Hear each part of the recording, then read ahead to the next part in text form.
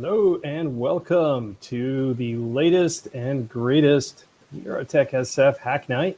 Thanks for joining us. And as always, with the camera contrast, I'm having a wonderful time. I always make a note to download the Logitech software so that I can adjust the contrast. But as you can probably guess, it may not have happened.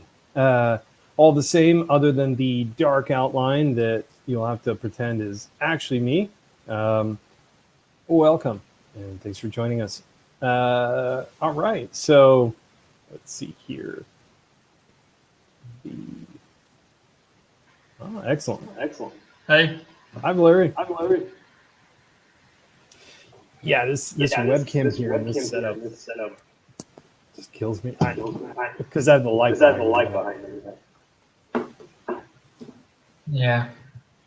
So it's difficult to get it to get the contrast right. I'll turn off video. No, it's not that. It's the camera gets dark because... No, I know. I mean, it's 4 a.m., so I think it's the best time to have breakfast. It is beautiful. Nice. All right. And it looks like the Crowdcast platform is working as usual. And okay. So I've got some of the reports ready for the spicy hack challenge. We can take a look at that. All right. Let's see here. I'm going to go look whether I can download the Logitech webcam software real quick, because I know it seems silly. Capture video. It has to be like software drivers. Anyway, what if I get closer? Nope.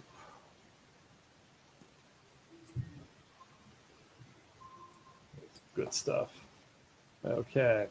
Well, I think this is about as good as we're going to get for now. Hopefully when the sun goes out in like a half hour, you'll all be able to see me properly. So yes, hello and welcome. So one of the initiatives that we did in May was to try to get a bunch of the Neurotech X community to use their existing DCI devices, their EEG ones in particular, and to do a fun challenge where we tried to find some spicy foods and we consumed them while wearing an EEG. And we wanted to see if we could find the markers that indicated the onset of EEG. So there's a couple of things that make this challenge interesting. First is we're dealing with consumer hardware. So there's just going to be a lot of noise, a lot of device-specific characteristics that we might have to encounter or get used to. And then the second part is, we've got a slightly different method for people. So the reliability, some folks had liquids, some people chewed food or whatever. So it's very possible that, we're going to get different results. And finally, the thing that kind of makes it even more interesting, the thing that makes BCI interesting in general, is some people respond quite differently to the same stimuli as other people do. And the way that I would describe this characteristic is that a subject tends to be consistent with themselves, recording after recording. But if you look across subjects, you're going to see quite a lot of variation. So it's not as if people are doing arbitrary things. If somebody shows a response once to a stimulus, they'll probably show it again. Same response, same stimulus.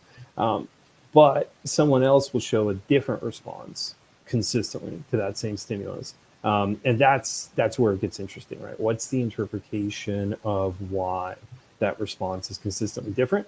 Presumably, we both subjects have the same brains, both conditions, and yet, we see the differences.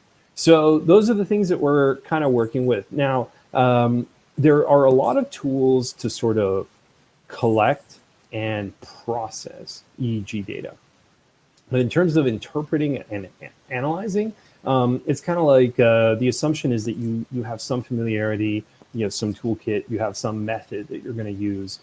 to process the data, to quantify the EEG, to compare the EEG, and so on. And so one of the things that I was hoping to do, and with Valeri's help, I think is well underway, is have a notebook or a Python script or a tool that people can use to just do some of this basic inspection on EEG without having to write it themselves. The big upside of the BCI is that you can just sort of buy one off the shelf and use it. So the lack of tools to analyze and interpret the data just kind of means that the stumbling block is at that point.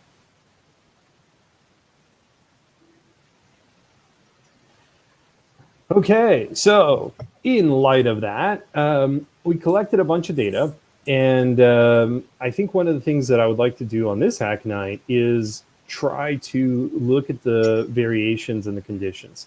Now, in terms of our analysis and comparison scripts, which is what I'm going to be using in addition to Valeri's scripts, we're in the process of like a big rewrite, and that has made trying to pull together these reports a little more challenging, just because we're switching from one method of generating the reports to the other. So while we're trying to do that, trying to get other stuff done too gets a little bit chaotic. But I think we do have a good batch of comparisons that we can take a look at, and it's going to be using our old style report, but I think combined with Valeri's analysis script, it should be pretty useful. So let's see, we've got a rocking turnout. Valeri, it's a nice cozy hack night over here, and let's maybe take a look at some of this data. So before I start with the comparisons, Valeri, was there any stuff that you wanted to look at in the notebooks or whatever, or would you like us to just start with the analysis? Let's just start with the analysis. I mean, I saw most of it. Beautiful. Okay, cool. I'm going to share the entire screen. I'm going to flip through. And now we have two kinds of reports here.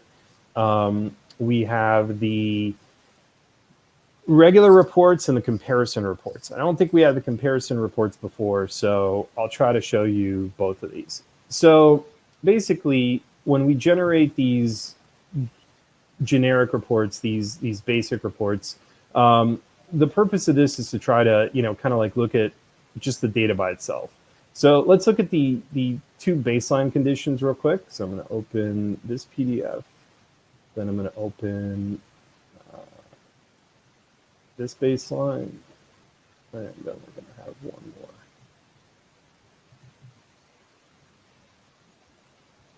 And that's going to be the spicy during recording. No, wait. Oh, no, it's spicy before start. Nope.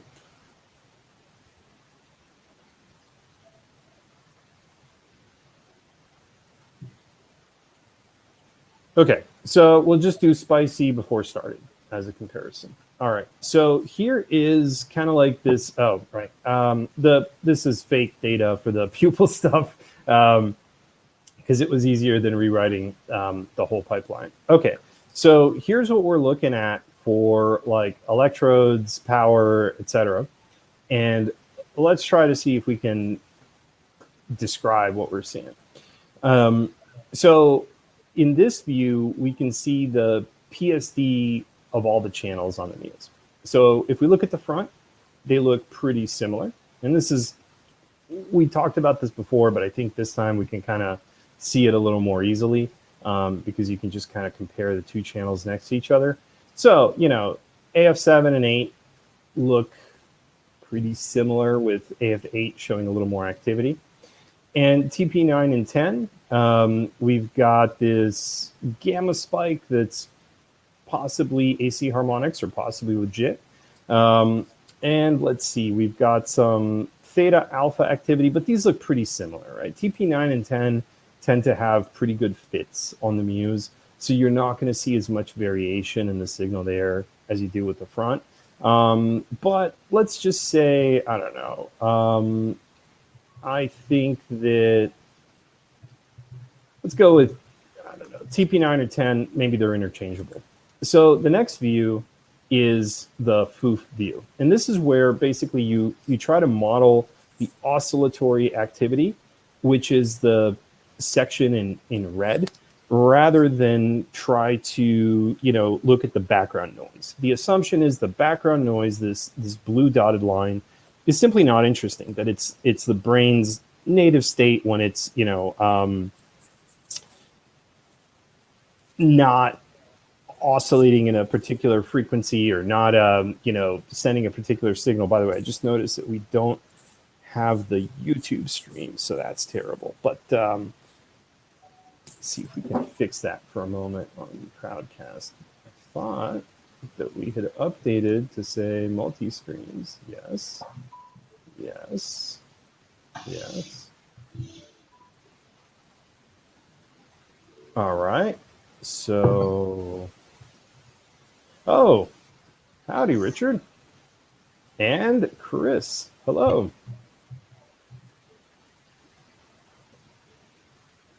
Yes. And we're getting the inception because, screen sharing. Hello. Hello.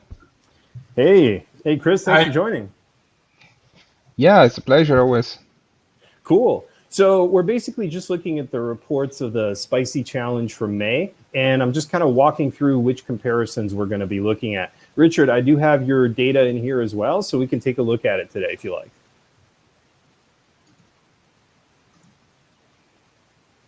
I think Richard's here. Anyway, let's, I think I invited Richard to the stage. Yes. Hold on. Invite on screen. Yes.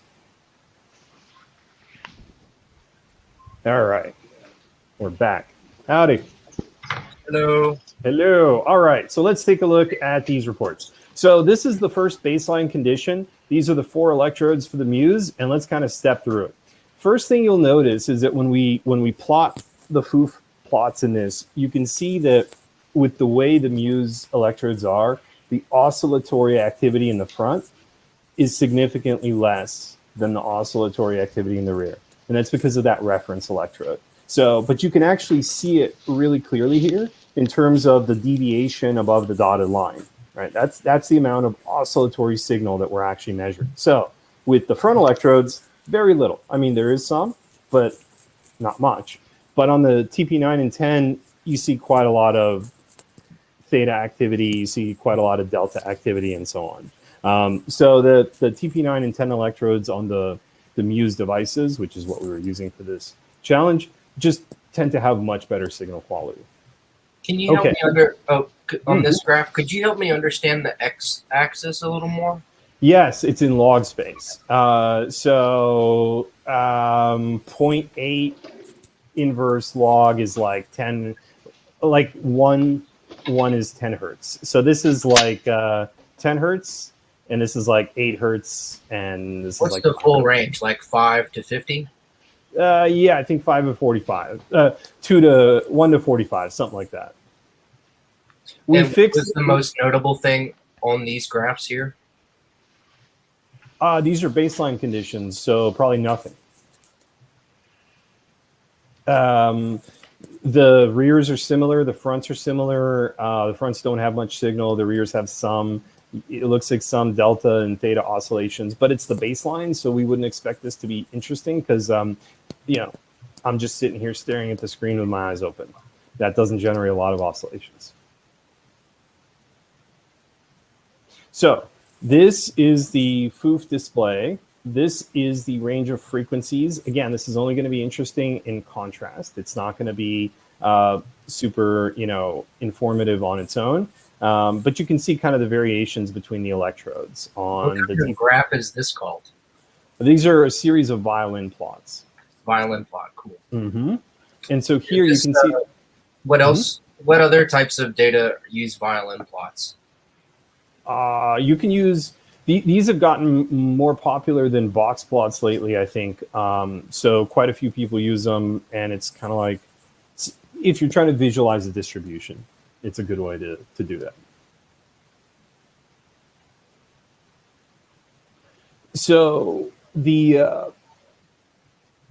For front electrode's pretty similar, no big variations, right? But what we're looking for is how this is going to change when we apply the spicy stimulus. And then finally, we've got the band power. So once again, we're kind of looking for what's the difference in power. Delta at the top, just like we expect. Then we've got theta, we've got alpha, we got beta, and we got gamma. And what you'll see is that the spread is closer together on the front electrodes and further apart on the rear electrodes because the signal is strong. So again, not very exciting because it's a baseline condition, so there's not a whole lot going on. And here is the distribution of bands. So this kind of really lets us see where sometimes the quantifications of the power can be tricky, but this lets you really quickly see the relative ratio. So you can see like, okay, AF7 and 8, really similar data. Probably both decent fits, doesn't really matter which one. This could show a lot if you did the circle graph of before and after the stimulus and be like, look, clear as day, it takes up more of the piece of the pie.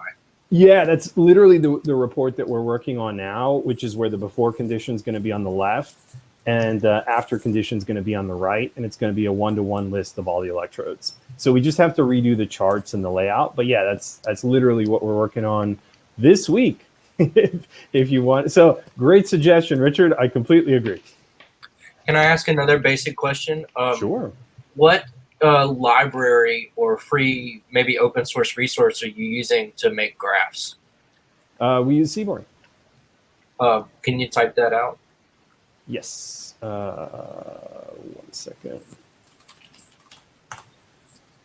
Seaborn. Okay, I'll take a look. Cool. Yes. So it's a Python package. Have you tried PyQt or Qt charts? Oh gosh, yes, we have tried PyQt. We have nothing but problems with it because of the cross-platform compilation stuff. So we use a different, but yeah, it's decent. But Seaborn is kind of like a fancier open source matplotlib, so it was a pretty easy choice. That's a great summary. Fancier. Okay, cool. I'm looking at doing something simple in PyQt, and I was actually hoping to build it on all 3 major operating systems, but maybe that's because you were deeper into the charts. Is that what you had a problem with? Yeah, we just didn't. Qt is weird with Windows, and we just kept having DLL issues and whatever. It's not that I'm somehow against Qt, like LSL uses the Qt framework, but just for what we were doing, we felt it was more overhead than what we needed, and Seaborn worked well for it. And full Qt, by the way, like C++ Qt, seems to be. Whenever I mentioned before in another Hack Night that CERN had this graphing library for Java, still Qt blows it out of the water because it's simply C++. Yeah, I can totally see that, and it's nice that someone's maintaining the graphing library and all that. Okay, so let's look at the second baseline, right, and just compare it. Yes. I wanted to ask a question about frequency bands and artifacts rejection. Sure. So I think you're about to have make considerations about alpha, beta, gamma being brain activity, and that is partly true because some of the hidden contributions of the hidden effect are reflected by physical phenomena that are not accounted for in the brain. And that is difficult to partial out because sometimes they don't sum up linearly. So it would be great to know if you analyze that artifacts factor because it's more of an art than mathematics. If you're talking about like the component analysis type of stuff, sort of. Sorry, go ahead. Yeah, I said sort of, yes, but okay. But it's more deep than that. ICA is a way to expose those artifacts, but at the end of the day, the artifact is something physical, and tapping into that could be done with ICA. Sure. So basically, the idea here is to simply look for an electrical biomarker that indicates the change in condition, right? So when we're simply looking for correlations, we don't necessarily need a mechanism or a model. We're simply trying to say, like, when we when we introduce this change, we get this this shift. And so I think what we're kind of hoping to do is just find like a manipulation that generates a shift in the EEG state. And this is just a variety of ways to kind of process the signal to just look for those changes.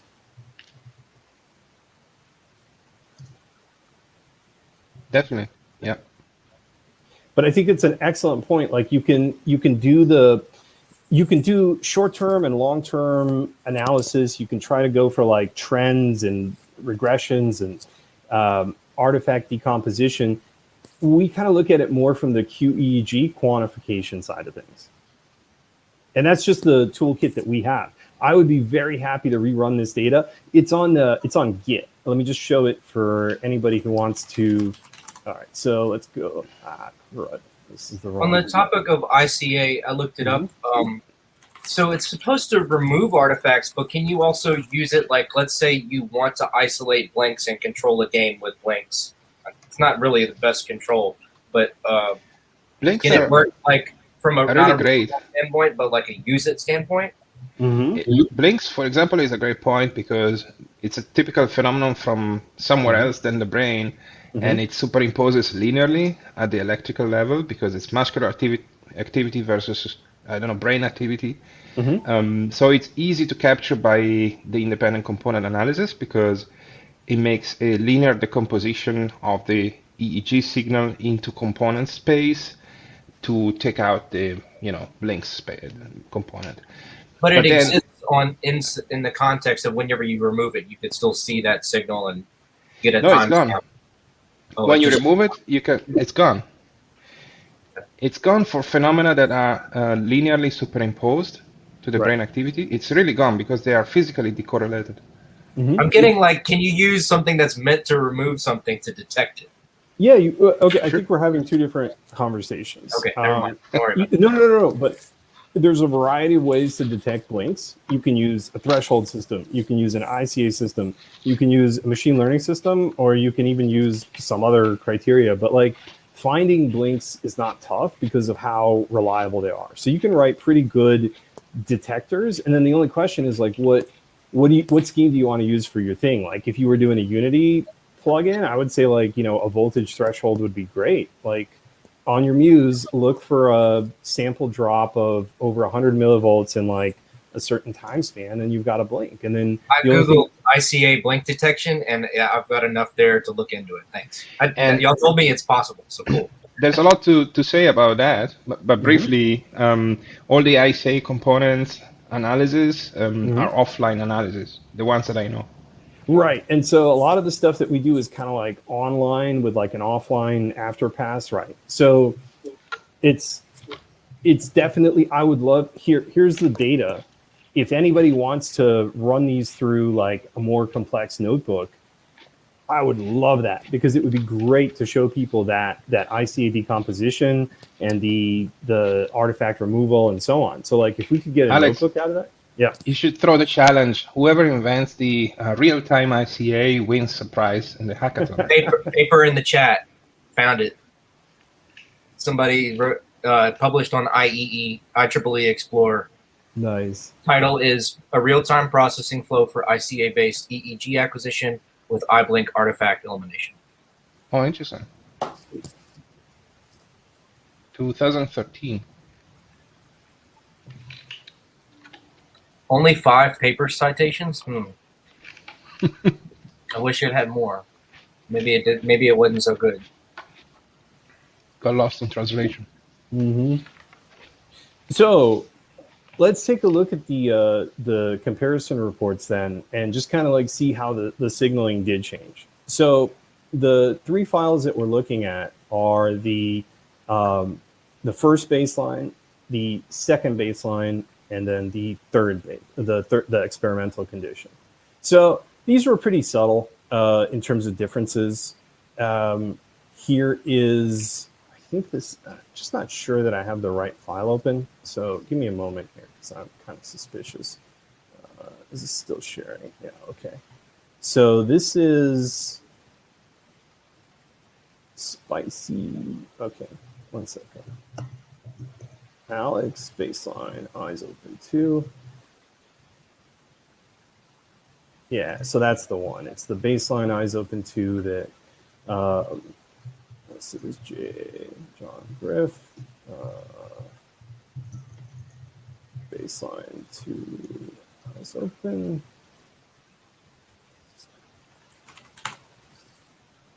The sign of a good hack night is always a full tab of information you got. Absolutely.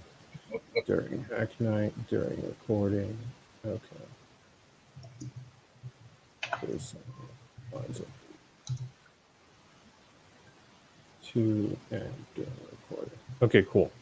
So let's take a look at how this changed from the baseline to the during recording, and then we'll actually look at a comparison report as well. So here's the PSD for the baseline, and here's the PSD for the spicy food during recording. For the most part, it seems like the peaks get more pronounced. And obviously we're going to see some more differences, but yeah, it just seems like there's more peaking in the data, and that the spread is higher. Okay, so when we look at the FOOF plots, this kind of lets us see the way that the signal and the fit shifted. We don't see a huge shift in the frequency spread. So doesn't really show us that the nature of the activity changed. If we look at the frequencies, not a huge shift, right? But the band power does show us an interesting variation. So in the baseline condition, everything kind of stays the same. Like whatever is the running state, and here's a little bit of noise, so on. But for the most part, it stays the same. When we look at this report, we can definitely see stuff changes halfway point right at the onset of the stimulus. And so this is more or less what we were hoping to see as part of this challenge, which is, hey, here's one set of data when you're just doing a baseline.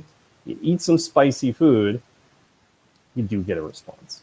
The majority of the response for me was in the alpha, but there was also a nice beta, and there was a nice gamma shift. So you can see those.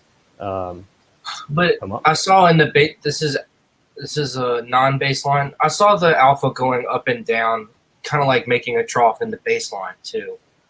Sure, but we're looking for a sudden event where the data shifts from one state to another. And I don't see one here. This is more like periodic, right? And this is on one electrode. So you can say, okay, sure, this one's kind of confusing. Because I kind of see a trough for alpha in all 4 of them. Sure, but let's look at the bands. Let's look at the ratios. These are excellent questions, right? So with the Muse, the front electrodes are a little questionable. So when they disagree, we're kind of looking for the higher quality one. I don't really know which one that is, but I'm kind of suspicious of AF7 because not much was going on. AF8 kind of like looks more like the other electrodes, right? So that's kind of cool. A big difference in the front and the rears is that the delta is the most prominent in the rear. Sorry, these colors are all messed up, so it's throwing me off. The alpha is far more prominent in the rear, and the delta is far more prominent in the front. So the delta is the green. Sorry, the label is kind of quite sketchy. It's in alphabetical order, not frequency order.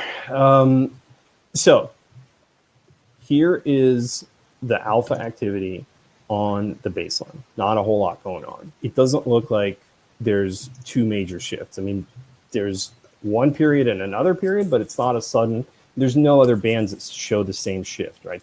We don't see the other bands following it. So this is basically flat. And here you can say, wow, there's a little bit of variation. It's the same story on TP10. All these bands pretty much stay the same, except here, like, all right, you got this flattening in the middle, whatever, right? And that's your alpha power. And then in the fronts, on the left, alpha is at the top, which again seems a little questionable because we want to see more delta. So I think AF8 looks more reliable here. But yeah, not much changes. So let's compare that to the experiment. I think it's quite different, right? If you look here, and I'm sorry, I had the colors wrong, but the alpha doesn't change much. The delta shows a massive spike, but then a rebound. So this is great because we're actually seeing the whole event. You're seeing, here was the previous minimum. I see the delta spike and rebound on 3 out of the 4. It's not clear on AF8, but on the other ones. But the thing that sticks out to me the most is the beta and the gamma agreeing with the beta, gamma, and the delta all seem to agree. Exactly, right. It's the way that the bands correlate together. So you can see that there's the same activity shows a clear shift with a stimulus onset to a different state. And that's really all we're looking for, right? We're not trying to make some big conclusions, but like, hey, this looks like you're seeing spicy food, and that it seems to create this rebound, right? That it's not a steady rebound. There's this immediate spike to sort of the minimum, and then there's a plateau for a period of time, and then it comes down. So it's kind of like a wide peak. If we look at the seconds involved, right, we're looking at about a 30-second response here. The cheapest algorithm that comes straight to my mind first would be not a ratio, but like, what is the percent change of what the average was over the last 5 seconds? If the and that spike means basically the signal, like on AF7, it tripled. The gamma wave tripled from like 0.25 all the way, and the delta like doubled in power. Yeah, so that's a significant shift, right? So it's really cool because some of these plots will help tell a story, whereas others won't. And so this one over time is kind of cool. So what's neat is now we can make kind of like a subject-specific set of observations. We can say, okay, so for Alex, spicy food is a delta spike combined with a gamma spike, combined with a beta spike, and not a whole lot of activity in anything else. Not a whole lot of activity in alpha, and not a whole lot of activity in theta. I mean, theta does kind of track a little bit, but it's pretty minor, right? So it's no theta, no alpha, changes in theta. Sorry, the order is killing me. Okay, so this is the Alex response. And there's another way we can kind of look at this more easily, which is the comparison. Kind of interesting that most of this is like an increase in some activity with no real signs of decreasing in a particular band. Right. Yeah. Right. It's just like an amping up of the signaling. There's no nothing drops off. It's just like an increase. It's like turning the volume up. Right. Nothing else. And more in some places than the others. So let's try. This was spicy during. This should be our subsample reports. And I think subjectively, like qualitative data for it, when you give somebody spicy food, did you feel stimulated? Yes or no? They're going to say yes. And so maybe that suggests that there is more going on in the brain rather than did you feel bored or something like that. I don't know. Did you feel bored? They're going to say no. Right. I do think it's interesting that, the spicy food creates both this physiological response, which is like the flushing of the skin, the sweating or whatever, but it does also create kind of like this cognitive response. If you really kind of you feel like this urgency to go drink something or to deal with it or, whatever. And so you can measure the temperature changes with something like an emotive bit, but I think it's interesting to consider if the signaling changes are a sign of that kind of like heightened state of trying to get rid of the stimulus. And how many people did you observe this with? Well, we've got like 4 or 5 in the study so far. Let's step through it because that's but like we have 3 people's worth of data so far. And if you would like to contribute yours, we would love it. I don't have a Muse. Oh, yeah, you can. Any device will take it. Richard contributed with an open BCI. Okay, so let's. Yeah, the biggest mistake, if you want to do it, Chris, Alex used a liquid, and I made the mistake of using chili peppers from a pizza restaurant, which involve chewing. And so using something that's a liquid makes it less likely to have the chewing artifact in your recording.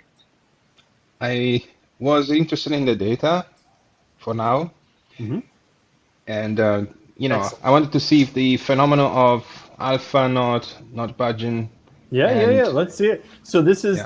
the same thing, but now I've got these stacked so that we can look at them. Here is the alpha. As we can see, really no change, right? And it's kind of nice because you can see that these data points are averaged over 15 seconds. So we're really kind of looking for like the course changes here. Nothing with the alpha.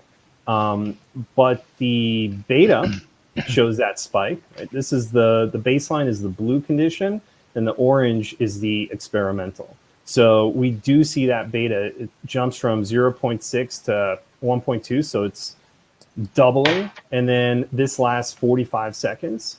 And at the 1 minute mark, it's receding. And now we've settled into kind of like a new minimum, which is kind of nice. If we look at, we adjusted the pronounce. The delta shows a milder spike, but this is on AF7. AF7 was a little more unreliable on the delta band. The delta and the alpha on that one is kind of sketchy. So let's look at the gamma. Wow, look at that, right? We went from 0.3 to 1.2. That's 4x. So the gamma really showed some response. So you show a response at 2 minutes from the onset? No, the stimulus was at the 2.5 minute mark. This is the last sample before I take the spicy food. Okay.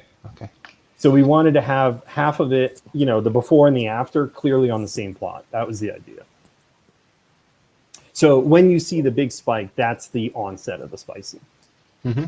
Okay, so the gamma, and then we see theta doesn't really make a big difference, and alpha doesn't make a big difference. And that's the average across 3 subjects? No. This is just me. This is just me on one electrode. Yeah, this is subject by subject. So this is the AF8 info. So we see the same thing on the AF8 electrode, beta spike. Not much delta activity on the 8 electrode. The gamma is right there. This is a huge response, right? Look at the baseline. Look at this. Nothing. Bam! I mean, that's beautiful. That's beautiful. I think gammas are spicy detector when it comes to me. So that's for sure. Let's look at theta is pretty weak response. TP9, alpha, nothing. Beta, great. Look at that. Great response. Delta, we do see the spike in the rear. Beautiful. Gamma, oh yeah. So TP9 and 10, cool. So we've got this Alex guy dialed in. Now let's take a look at someone else's reports and see what happens. Richard, are you ready to submit your data to our inspection? All right, so let's see what we got here. Cool. So here is the data that we see from Richard with his open DCI. Now the labels are wrong because we're leaving, again, I didn't want to modify the reports too much. And we're starting to get some power line spikes because we hadn't implemented the notching because we didn't need it because of the mutes. Anyway, long story short, we've got the notching, which means no more voltage dragging and all this other stuff. But let's look at the bottom part of the frequency because that's what we're interested in. So it looks like TP10 had a poor fit. Or the 4th electrode had a poor fit. 3rd electrode had a good fit. 1 and 2, all right. And then let's see, this one is, I guess we're just looking at the first 4 channels in this report because, like I said, we were in the middle of that rewrite. So are we going to see anything? No, these are a lot of artifacts. But it does look like you have some beta activity on the first 2 channels. They seem usable. So let's ignore 3 and 4 because of these harmonics and the spikes. But let's just see what we can get on these first 2 channels as quantifications. So here's your FOOF plots. And if we kind of look back and forth, I would say you have more activity with more spiking when you're doing the spicy food. This is non-spicy. We don't have a peak here. We have less activity here on the right electrode. This is the spicy. You have a peak here. You have more elevated activity. So your delta theta alpha. And whose data is this now? this is your data. Oh, sorry. I was stepped away for a second. Oh yeah, no. We're looking at your data, the Okay, OpenBCI data. This is the baseline. Your 3 and 4 electrodes seem to. 3 is good on the baseline, but 4 is loose. Okay, does this correlate to electrodes 1, 2, 3, and 4? Yes. Okay. AF7 and AF8 are actually FP1 and FP2. Mm-hmm. Give me just a second. Sure. These are the default. It's the default configuration for the Cyton board with dry electrodes. Okay. That's probably a big difference between your electrodes and mine. Yours are metal. It's a completely different type of metal, right? Yeah. What are the Muse electrodes, like gold or something? They're gold colored. Yeah. They're that. Well, the rears are rubberized, and the front is that metallic strip. And I think they might be copper, but I'm not sure. Okay, so it's whatever the Florida Instruments dry electrodes are. Mm-hmm. But do you know what number 3 and 4 are? Yeah, give me just a second. Headwear Mark IV, somewhere in here.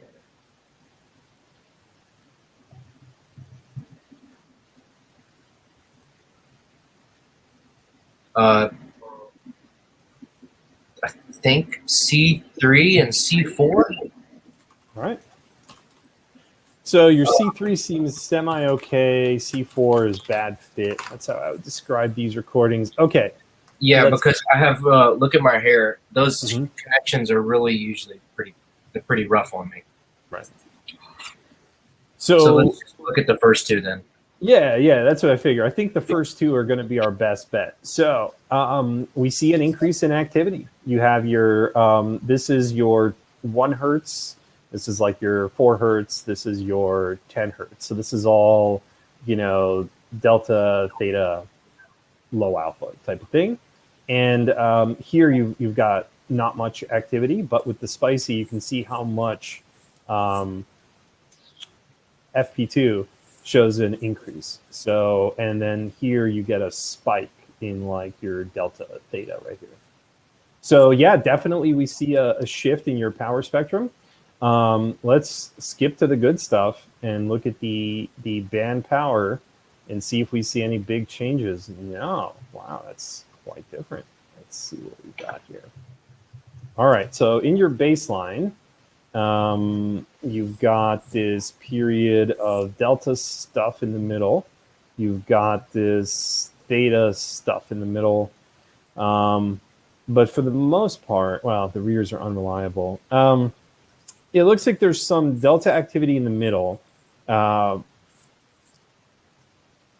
With this, I guess we're going to have to look at the powers. Here, the delta is like 10 with 14 here. This is like 12. So, except this is your spicy food halfway through. So, what happens for you is your delta drops on both of these, right? Yeah, there's a delta drop. And then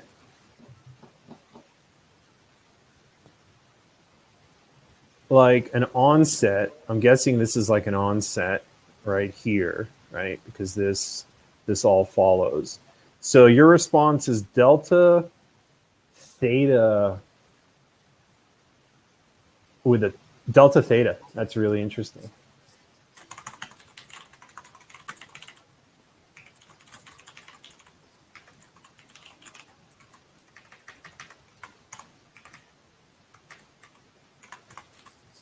Okay, so we'll look at those comparison reports, but that's what seems like the biggest shift. So let's look at the ratios and see if that kind of shows us how they changed. Here, delta is 56 and 58%. Here, it's about the same, so the delta didn't change much. In fact, none of these really look like they changed much, except your Doesn't look like the spicy food affects you much like you had claimed. Okay, so let's take a look at the comparison report. And this is going to be our last point of comparison for you. Now, I think this is definitely worth rerunning now that we have the crown, but yeah.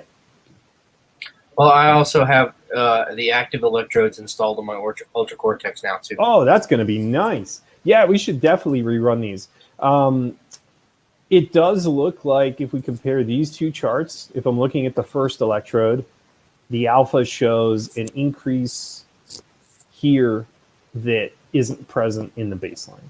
So there's a lot of... Man, I think that's me chewing. Could be. Let's see if we see it anywhere else, right? But I agree with you, right? These results aren't like... We're not rushing to Nature to publish these or anything like that. But look, that right there, something. that's me. That big spike right there, that's me chewing on these chili pepper flakes. Well, maybe, except it looks a lot like my responses. So I'm willing to agree that it could be chewing artifacts, but I also think that it could be real data. Okay. So let me just show you what I mean. Alex baseline. Nope. Spicy versus on before.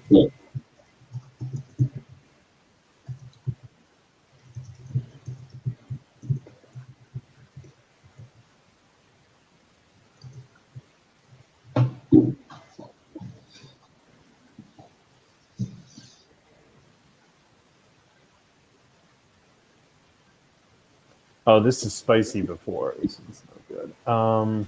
We need spicy during party.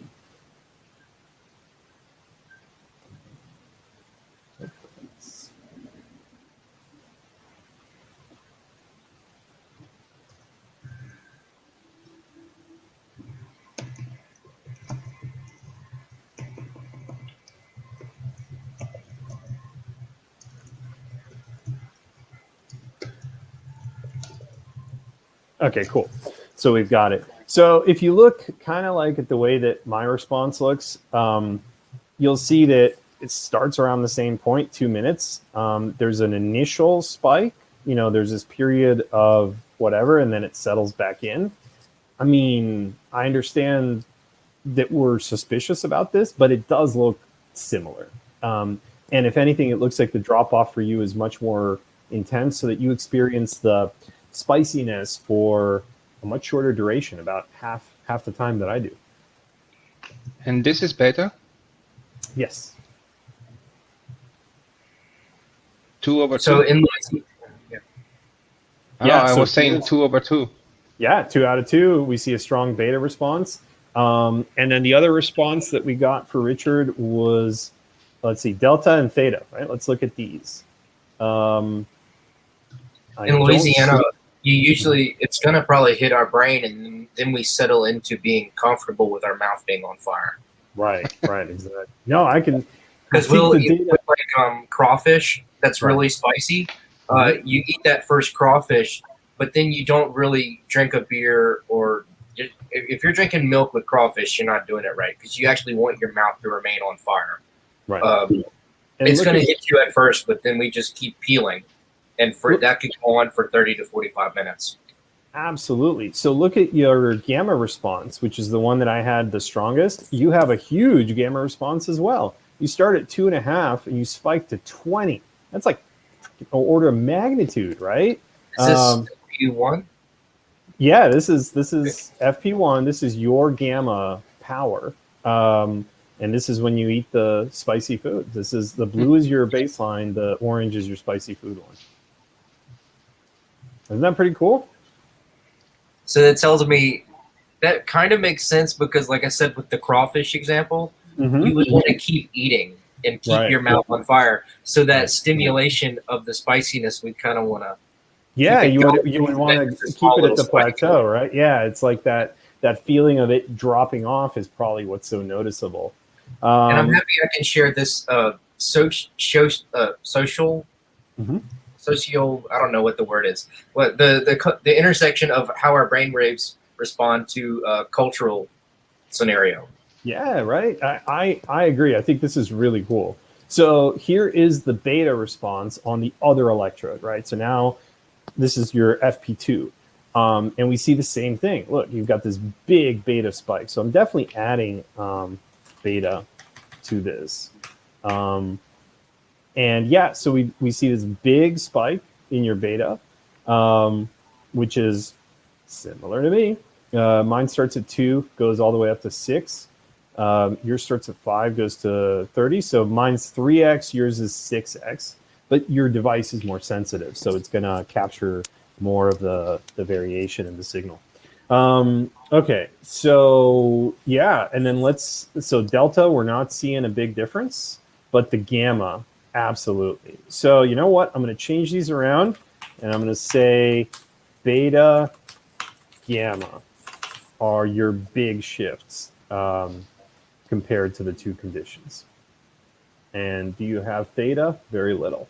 Okay, so for Alex, delta, beta, gamma. For Richard, beta, gamma. I think we're starting to have some good suspects for the spicy detector. Okay, and I don't know if we have any. We have John's data. Let's look at his and see if his matches up. So spicy versus non-during. Okay, we're going to do that one.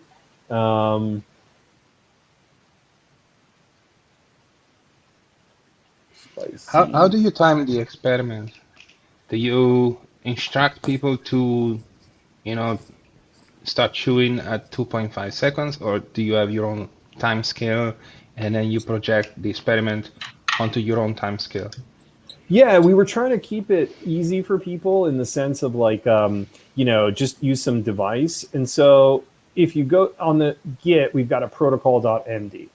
So the protocol.md gives you the following procedure. Here is a 5-minute baseline, and we suggest for this challenge, do the baseline the way you want to do the experiment, right? So if you're more comfortable eating with eyes open, do the baseline that way. If you're more comfortable eating with eyes closed, do the baseline that way.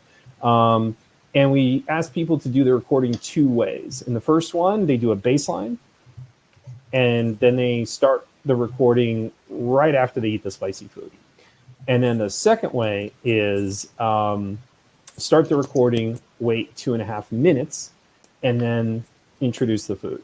And so we kind of consider this the 2 methods. The first one is cleaner, but we miss the onset of the event, right? So if we're just looking for a clean comparison, the one that's before starting will give us a better clean comparison. If we're looking for what does the response look like, then the spicy during recording, while it's going to have a lot more artifacts, will give us the stimulus onset and the recovery from the stimulus. And I felt kind of weird. Like, I was like, well, maybe I actually had more time after on my spicy trial. Mm-hmm. I did it like 2 and then 3 minutes because I was wondering, like, maybe something else will show after 2 minutes. I don't know. So interestingly enough, I'd like to see an improvement on this study would be putting a marker. Oh yeah, but I mean, like, this way we just got some people's data, which is really what I wanted to start with. You know what I mean? Like, not that I would love to ramp it up. Let's add ICA, let's add markers, let's rerun it, let's use better hardware. I am totally on board with that. I think we should definitely do that. And so here is John's data as a comparison. Griffiths? Yes. And there is a way, on that note of markers, there is a way to do markers in BrainFlow on the software side, and that would be the common denominator for multiple devices rather than trying to do it with a hardware approach.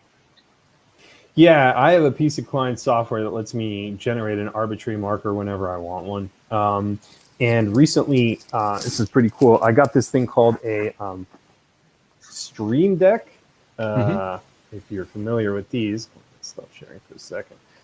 Yeah, so this lets you have a whole bunch of buttons that you can program to whatever you want. So I was going to program this to have a few markers. And then that way, without stopping the experiment, you can just push the button for the marker you want to insert, and it goes right in the data. So, and it's USB or Bluetooth? USB. So yeah, I mean, we'll see if it works, but it's a nice way that you don't have to sit there and type anything. You don't have to figure anything out. You just push the button. Hey, we got a marker. It's in the data. Good to go. And what do you use for the streaming LSL? Yes. Yes. So LSL ingests marker. Yeah, we generated markers, channel, stream, whatever, and then that goes in there. Perfect. Interesting. So I will go ahead and share. Well, that was a great point, Richard. 1 second. Here we go. All right, let's see what John's data says. I'm actually interested in this. According to this, John does not have a response in the alpha band. So that's consistent with the rest of us. The beta response does not happen for John, or I guess there is one. It's just that he was at a lower point starting, but there is some event at the 1.5 minute mark. So we'll see whether this shows up in other channels. He's using a Muse S, so we should have the four channels to look at. Delta, that one changed for me. Doesn't look like it changed for John much on AF7, although again, I mean, this does look like a response. It just might be a subtle one. I kind of see a. You changed. Yeah, sorry. No, we'll go back to the Delta. Yeah, I kind of see a peak and a trail off very vaguely from 2 to 4. I agree with you. It's subtle. But the Gamma, I think that this is a big spike. I would say that this one came out, which means that the stimulus. I don't know what the deal is with those dips in there, but I can see it if you look at the peaks. Right. Yeah, I think the dips are just because it's a Muse S, so there's going to be some signal quality stuff. But this definitely looks like a spike, and it looks like this stimulus happens right before the 2 minute mark. So is that what we're seeing with the other spikes? Yeah, this is right around the same point. So the Delta spike, beta spike, yeah, although that's even earlier. So that one's interesting, but seems like it was all right around the 1.5 to 1 minute 40 mark. So for John, we see beta increases.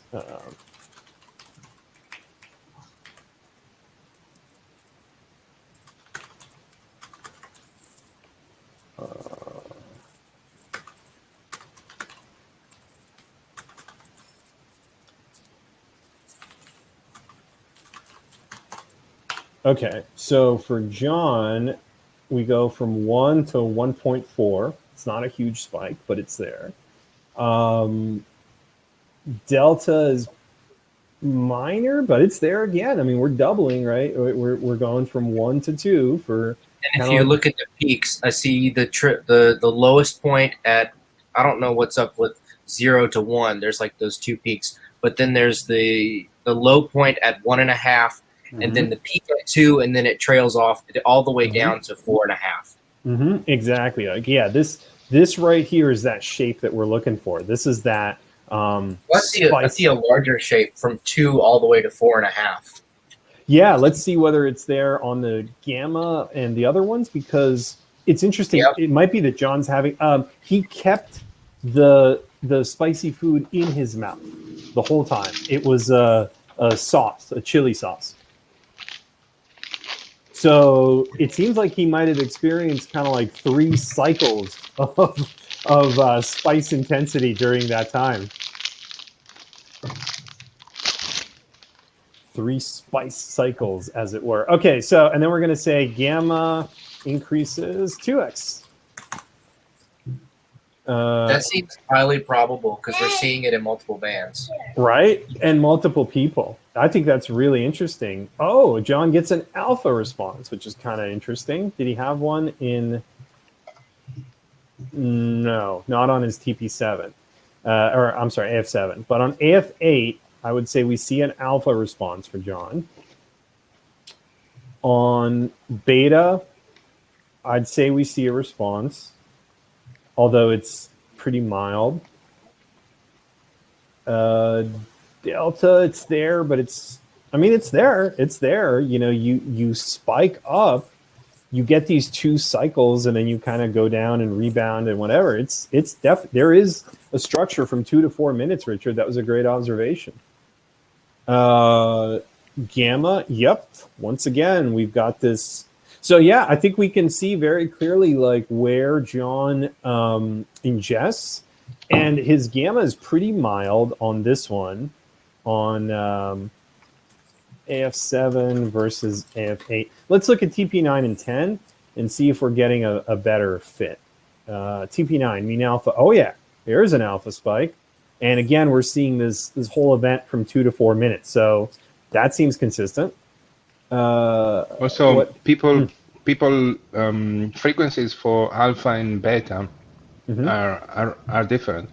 So in the baseline spectrum, if you record their brain activity, there is a individual shift of the peaks. So if you use the same frequencies for your filtering of gamma, beta, alpha, delta, it might be calibrated on a single baseline individual spectrum, because what is alpha for you could be different from somebody. Right. These aren't super calibrated, but with consumer devices across 3 subjects, we're seeing some level of consistency across all 3. Totally, and I appreciate the dimension. I'm saying it could be even stronger. Right. No. I'm sorry. I was just trying to agree with you by saying the next step to me is, hey, there's something here to research. Let's scale it up. And I completely agree with you. Yeah, I think we might be able to find it even stronger. I think it would be neat to be able to predict the pleasurable level of spiciness as well.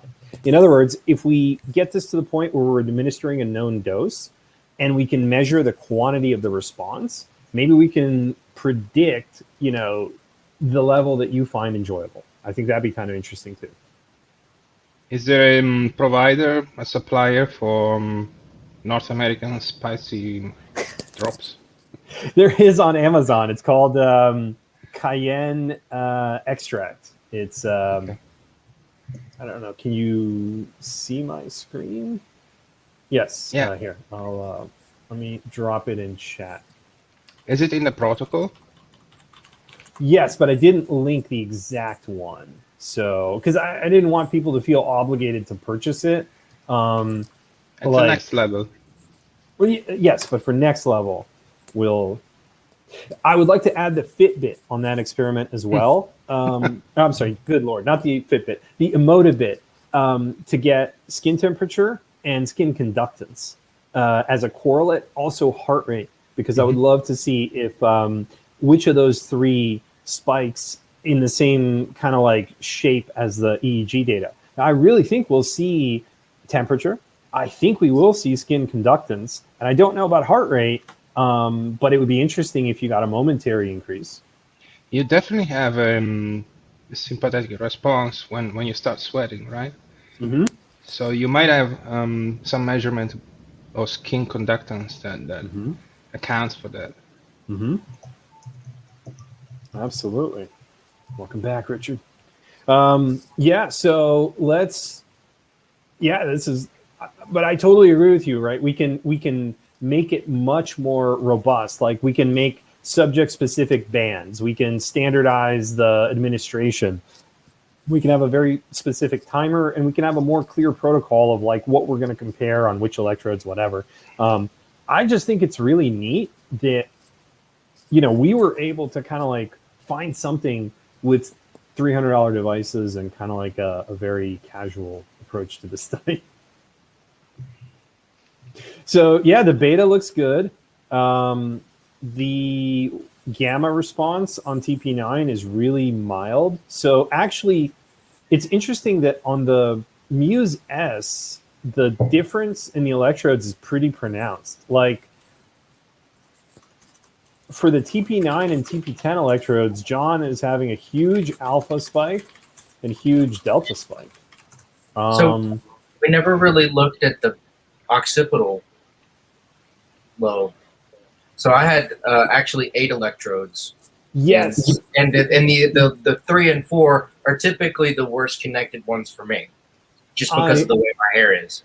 we just redid our charts to gracefully handle multiples of 4. So when I rerun your data, you'll see the rest of them. We just had it truncated to 4, but now it dynamically goes to however many you have in multiples of 4. Because I thought, let me see which ones it was. Y'all would have wanted channels 5 and 6 because those are P7 and P8, and those are close to the ones that the Muse does. Yeah, so I'm saying like probably within a week or two, I'll have those analyzed. It's just that this version of the report generator was just hard coded to 4, so it didn't process any of the other ones. But we've rewritten it. It's just that we're also doing some other changes, so we're going to go all in one go and then do the updated version. But yeah, I completely agree. We'll be able to add that analysis probably in like a week or two. So more deeper than just like, hey, what channels were used? Is there any existing research as to really what part of the brain with external electrodes we should be looking at? The front, the back, top, across the middle, comparing left and right? Well, interestingly enough, we're seeing responses in both the front and the rear. And I think as John's data shows us, like the responses are different, but in an interesting way. I think like that's also valid, right? Which is to try to come up with a, the front electrodes respond like this, the rear electrodes respond like this. If that's consistent, that's actually great that you get a separated response.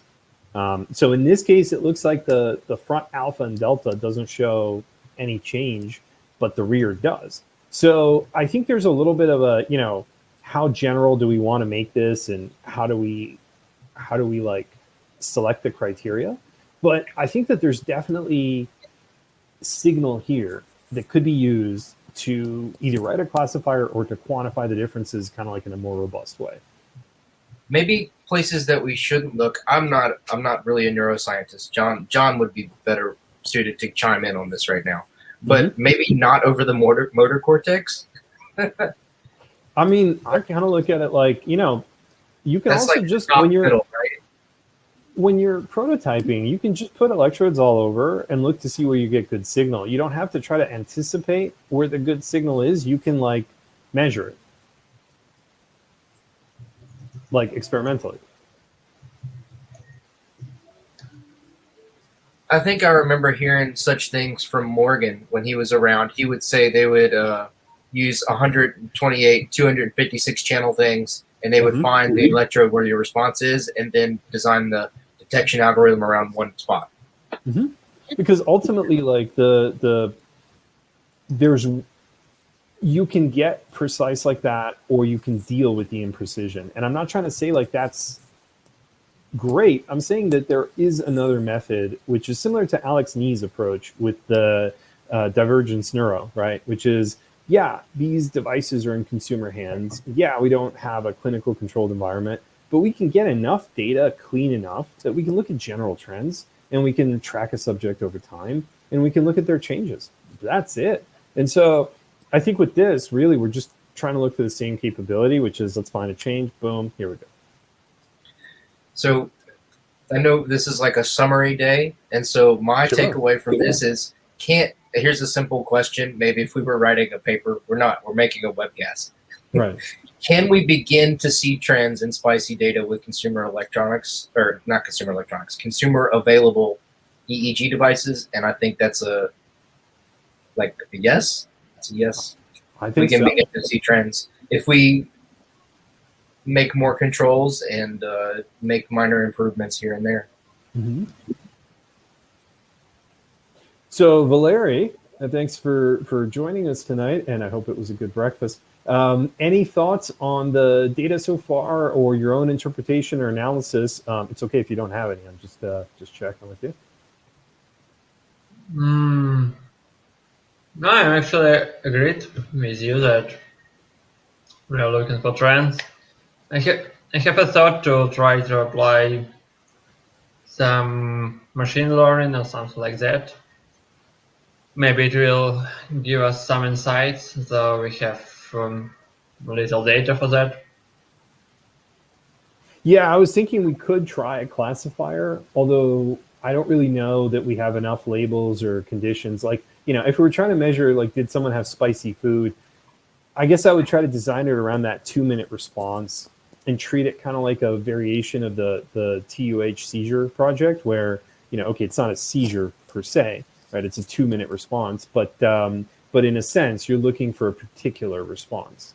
Yeah, or another way we can like make some quantitative measure of difference between baseline and spicy to not look for at each graph and just look into numbers.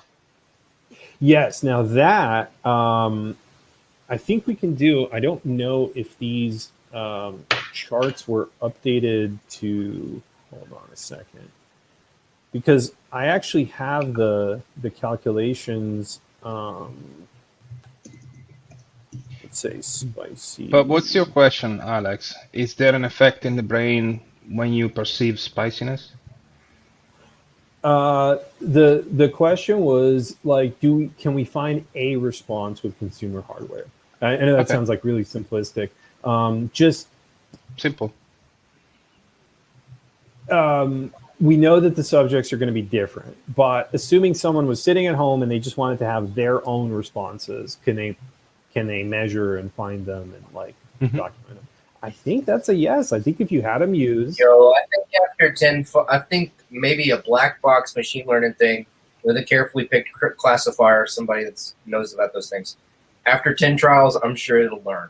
I think so. But the thing is, if you've had spicy food, although I guess the device doesn't, right? Whatever. I think it's just training trials. You're going to need a marker. You're going to need to press a button and say, I've tried it. Right. Or like have an on-screen thing with a Python script. Says, but also different people have different bands responding to the spiciness. There is no debate that there is an effect, but it could be somewhere where you don't look, right? And it's a typical signal processing problem, right? So where do you see the biggest effect? And the machine learning is going to help you pick, amplify that. If you don't see it, there is no method that is going to. That's why I was asking about the bands, because that alpha that you see in John might have been a delta in his own, baseline frequency activity in the brain. Yeah, John's brain data is quite different than mine and Richard's. He's got a different structure to his PSD. So yeah, and then all the artifacts treatment is gonna give you way more clean data. Totally. And but I think we can draw a few observations, which is what we're expecting from this is that when there is a stimulus response, and maybe we say maybe only half the people have one, but when they do, it seems to be a sudden onset that lasts for, roughly 1 to 3 minutes. And that there is a characteristic that can be described from the signal level, which is that there's an initial spike, a plateau for roughly 15 to 45 seconds, and then there's a slow thing down, and then it will rebound to a lower point than previously, and then recover. So is that, somehow like informative? I'm not really sure, but it seems like a valid marker. And the classifier that I'd be interested in is something like someone takes a certain amount of spicy food and like a low amount and says, oh, this is too mild. And so you mark that as like, here's a mild response. And then like, for the moderate one, where they have a higher amount, you call that one like pleasurable or target or something like that. And then you have them have way too much spicy food to where they're actually sweating and all that stuff, right? And you call that one. You mean Louisiana target spicy? Yes. You make them have some Louisiana hot smoky sausage, and they're paying for it. So that one is like too hot. What I think would be really neat from the instead of a classification problem, can we make this a regression problem? So you are more likely to find something there within the same subject, because across subjects is less consistent, of course. Right. But I think same subject would be cool. And then I think the ultimate experiment would be simulating a thing where like you go to a restaurant and, they give you a sampler, you put on the EEG, they measure your response after they do your baseline, of course. And then the chef knows what level of spiciness to do your food. I think that'd be kind of cool. Yeah, it's a product. Now, do I think we're going to sell, millions of these around the world? No, I don't know. but I think it's kind of a fun challenge. And by the way, I'm open for any suggestions people want. If they want to do something different, that's great. I mean, I just came up with this because I figure we can get a response and people might have spicy food handy. You know, I didn't want to use electric shocks or anything like that. No, yeah, that's I was really just something. about to say it's pretty ethically in the pocket. That's what I was hoping. Yeah, sorry. I didn't mean to interrupt. No, no worries. No, I say the contribution is really the one that I said to get rid of as many artifacts that you can, to find the locations across objects that are in the same spot, like the frontal poles, apparently, and then to calibrate the bands per subject, and then to do this great suggestion change on the protocol, which introduces different levels of spiciness. I think that one is going to be the most effective. It's a bit more controlled, Right. but it's more reliable. I think so. And then you've got one baseline, multiple responses, and I think we need to use the escalating spicy because there is sort of this cumulative effect to the spice, which is going to introduce some unreliability, but at the same time we can just try it and see how close it is. Some plasticity of the tongue receptors. But there is some kind of cumulative, because if you keep eating spicy food, it gets worse and worse and worse, and you'll definitely until a certain point, then you just give burned. up. Yeah, then you're just fried. So it does happen in Louisiana. Yeah, even though we love it, at some point you've just had so much that you're like, I do need some water. I'm going to say these things because we're a real extreme case, and I just want other people to be aware of this. I love it. I love spicy food. I love Louisiana, man. You guys are one of the homes of it. I respect that. I mean, represent. You're in the right place to be doing this research. What other cultures appreciate extreme spicy food? Is it India? Yeah, I believe India and like Thai food. I know those restaurants, you can get some real spicy stuff. I've never had real spicy Thai. Wasabi, yeah. Japanese, yeah. You can get some spicy food there too, yeah. The wasabi, yes. Leave that wasabi. Ooh, that would be interesting. I should do a wasabi one. I think it's easier to find the wasabi than the oil. Yeah. Maybe we can do a wasabi one too. The wasabi challenge. Yeah, that's cool. Yeah, that's hot. Yeah, and that would be the variable. Keep the same substance, and that's accessible at most places. And you could probably even get it for free. Go to your local place and be like, "I have a little side of wasabi." Sure. Yeah, exactly. Or we can. I'll ship them some wasabi tubes. Let's go. We'll do suffering for science. But I think this is really neat. Like, to me, the fact that you can have a $300 device and actually do experiments, like, you're not going to get published, but you can do quantified self-research. I think that is really, really, really cool. I am, you look at all the people that bought these Neurosity crowns, and they are the perfect, user base for a lot of this experimentation. And it just seems like a lot of developers have picked it up. I've seen a lot of tweets from people like playing with it, getting the functionality working and so on. So I'm very excited. Speaking of which, comes up a lot lately. Yes. And then Alex Nee was talking about it yesterday, and I thought that was hilarious because word for word, he was saying what I was saying, which is like when we started this esport research, we were really limited by the devices. Like the Motive didn't work for us, whatever. And then all of a sudden you look at it now over the past 2 years, you've got the unicorns. Now you've got this Ant Neuro, which is wonderful that it's on the way. Graham is doing another startup. You got the Galia coming, which is beautiful. And then the Crown is here. And then that's a great rigid form factor device. I think for esports research, Crown is going to be it because the Crown, the caps don't really work, but the Crown you just put it on. It's a 30-second process.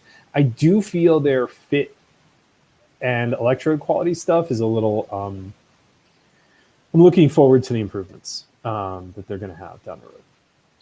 What I want to see more of with the OpenBCI stuff, I mean, Ganglion is the 4-channel board and it's cheaper.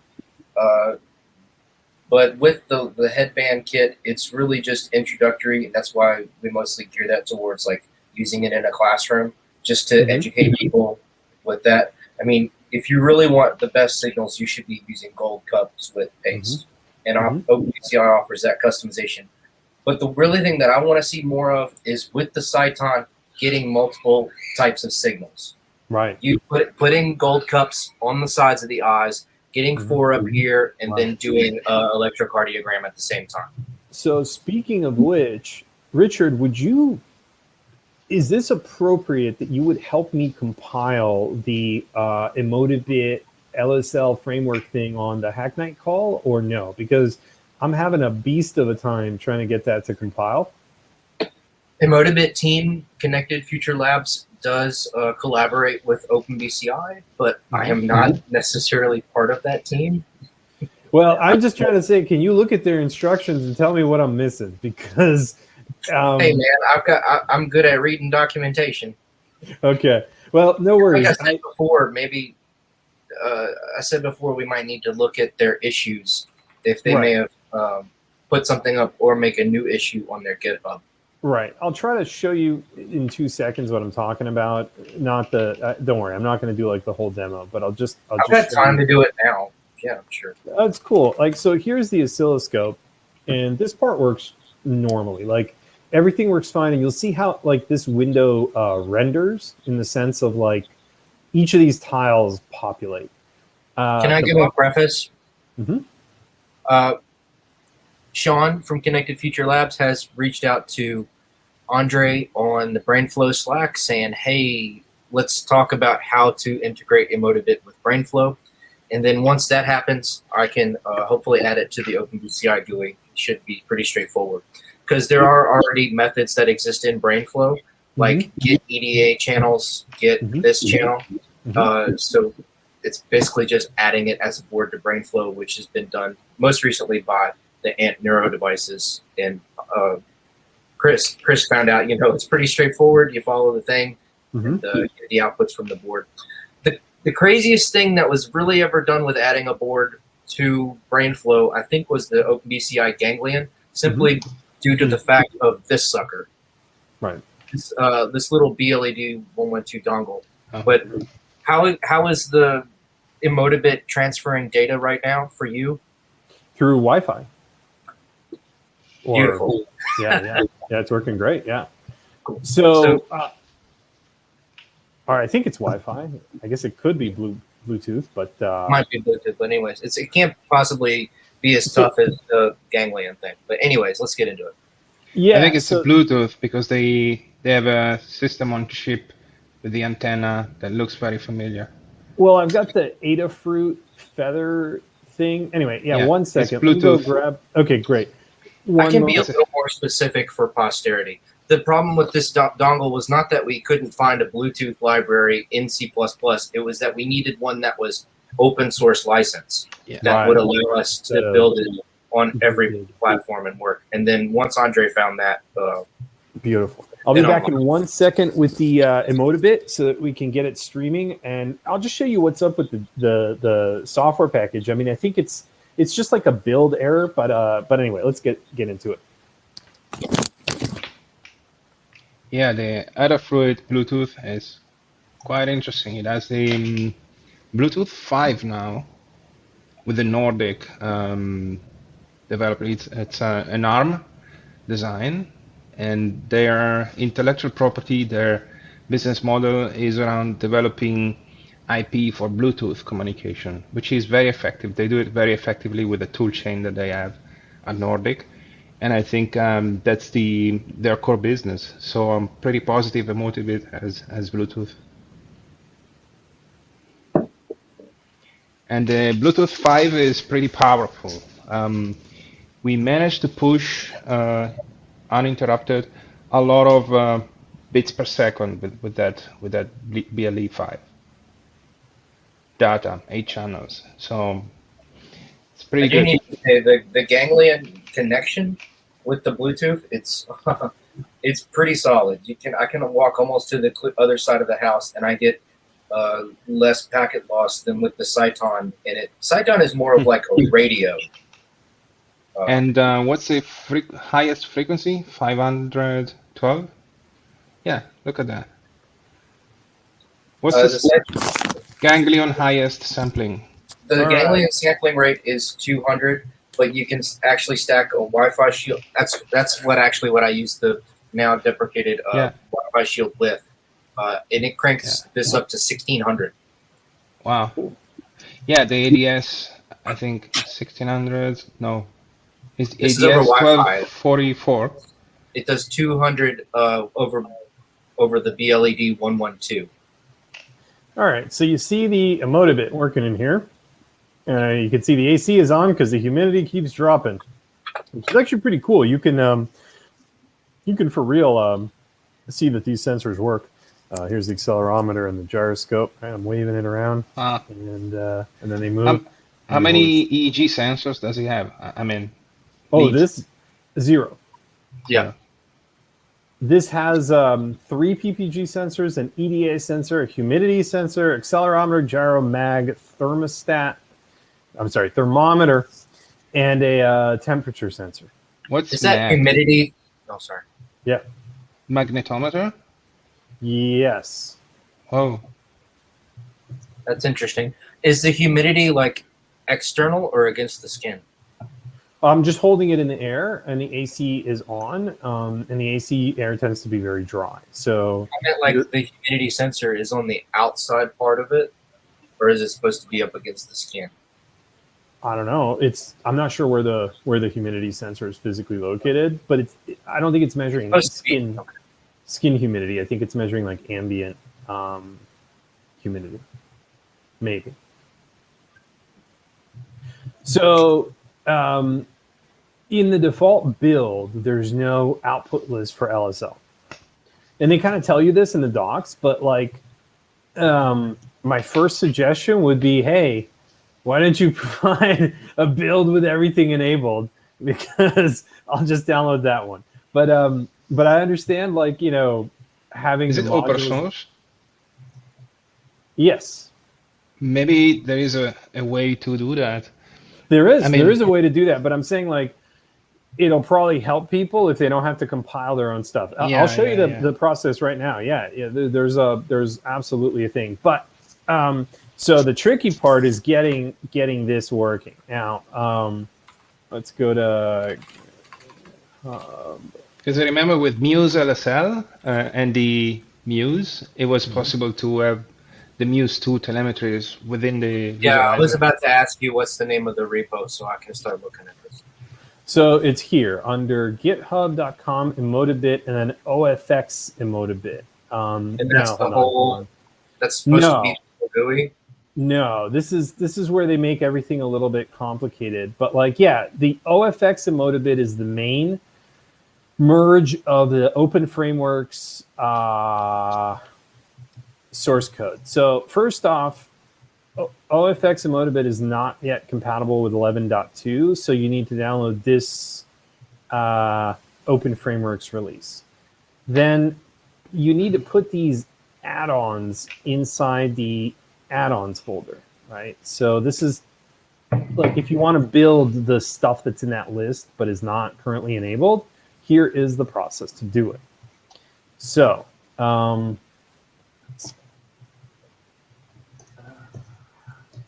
Is every single one of these packages MIT? I didn't check the license, I have to admit. LSL has to be. So here in Emotibit build OF release add-ons, I did put the OFX LSL as an add-on, and you can see that it's got a different creation date than the other stuff, right? So like, I put network utils in here, I put oscilloscope in here, thread logger, some other stuff, bi-quad filter, blah, blah, blah. And basically we're talking about this list, right? So network utils, I added it in there, oscilloscope, added it in there, thread logger, I added in there, bi-quad filter, xplat utils, and then this one, OFX LSL, which if you look at the folder, is populated. So I think all of this is like okay so far, right? Like I don't think we're having issues there. Then they tell you to basically where is it? You've got this. Where did they show you how to compile? Git clone. They give you this builder. Oh, right. That's under the release. This is really confusing, by the way. Like really It's a lot. confusing. Guys, I'm saying good night. It's 10:30 Cool. in Toronto. Have a good All right. night, Chris. Thanks so Chris. much. Yeah. Great to hear today. Thanks. Yeah, Thank you for your Thanks, insights on the spicy food and your input. Yes, I would love Anytime. to. I would love to include the additions that you suggested into the next round. Go order wasabi. Good night. Yes, yes. Talk to you soon. Bye. I'm one time zone behind him, so. Nice. What time is it where you're at, Valerie? 5 a.m. Are you a morning person? No, I'm the all-nighter person. Oh, okay. Yeah. But here is a nice dawn. Mm-hmm. Do you have any hardware with you? Do you have a Muse or OpenBCI or any of that? I live in a place where any shipment is almost impossible. I mean, Amazon and so on don't like to ship to my country Mm-hmm. for some reasons. So it's quite hard to order something.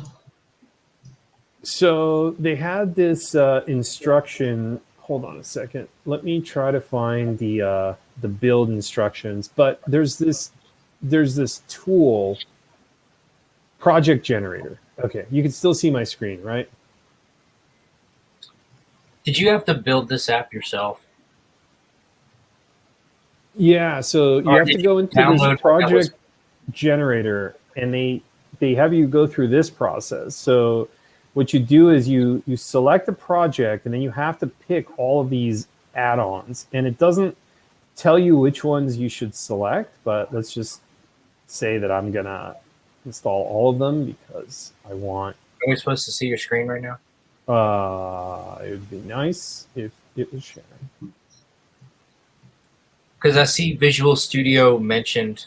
Is that the route that you, or did you download it and then add the add-ons? I'll show you. I'll show you. So the way it works is, yeah, you select all the add-ons that are going to get put into the project, and then you create this project path for Visual Studio, right?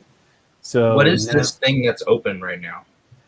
This is the Open Frameworks project generator. This is their instructions for how to compile the new version of the oscilloscope with the plugins enabled.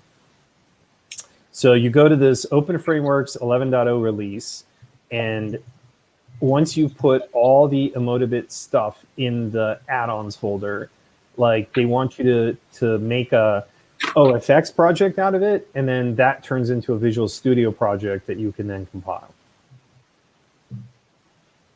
Okay, I'm going to look into something right now. What I'm Googling right now is Open Frameworks build GitHub action. Sure.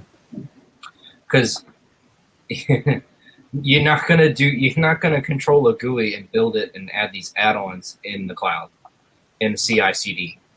Well, no, I downloaded this entire Open Frameworks framework that was listed here. It's right here. It's this. Requirements, Open Framework 11. This zip release is huge, but that's what you need.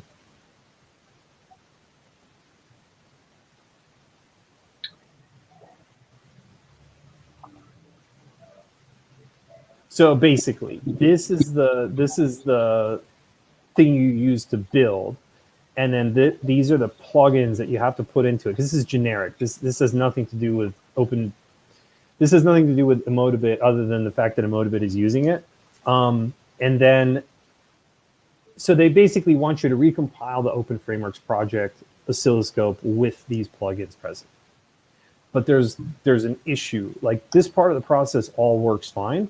But then when you hit generate, It's going to now make a Visual Studio project that includes all of these as, you know, things that are going to get built. So this takes a minute.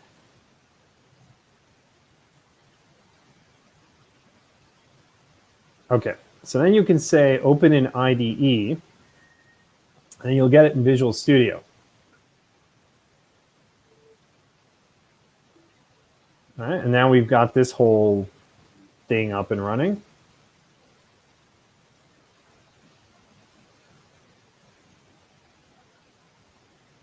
Well, I'm assuming we do.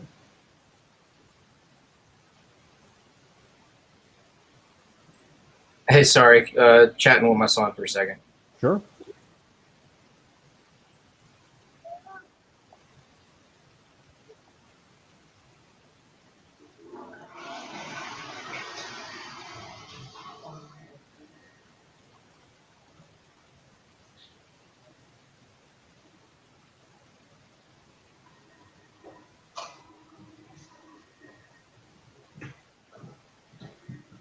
Okay, what's up?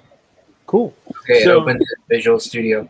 Yeah, like Did you I hit see what the- Did you hear what I meant about like that whole little app thing? It'd be great to just do that in a GitHub action to build it for different OSs for continuous integration to totally make like that's Sure, if yeah. this is where I'm at now when I make a project like it takes like one day hopefully to set it up, and why not set it up from the beginning, and that way you keep whenever you feel like you want to add to a project, yo, I want to push my code, oh now I want to trigger a new release, and then the release process takes 20 minutes instead of this looks like it would take 2 hours to compile for all 3 OS. Either that or you end up in this scenario where it takes you 3 hours. This is where we were with the OpenBCI GUI for a while. You have to set it up on different OS, and then once it's finally configured, hopefully you go back over there once a month and you build it. Mhm. But then what if you change something like your path variables on Linux? Well, let's see if you can just help me with the error message that I get when we try to build it in Visual Studio, because the rest of the process seems like it's working, but that's pretty much like, I don't know. I'm going for the full architect fix here first. Right. I would just like to get this device working I know. so that we can. Okay, so they tell you to do x64. I'm going to do it in the debug branch, and I'm going to hit play. But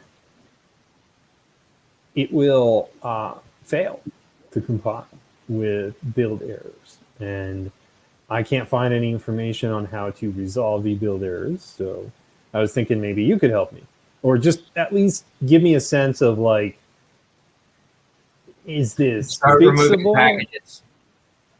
Well, but then nothing happens. Then you get this blank window. So the problem is like, there's no info on what you should be building this with. It's completely up to you to figure this out, like which parameters you should be selecting, which I think is just nuts. Like, you really can't. Is this part of the step in the README for OFX Emotabit repo? Where exactly is this step? I don't remember where in the documentations. Now I'm trying to like find. Give me a sec. Install from GitHub, README. Which one do you want? I just want to be right on the same, not more than the same page as you. I want to be on the Folder same structure. line. This release of OF comes with several folders: add-ons, apps, docs, etc. Where is this README? README.md in the OF v11.0 vs 2017 release zip. They link here. This right here.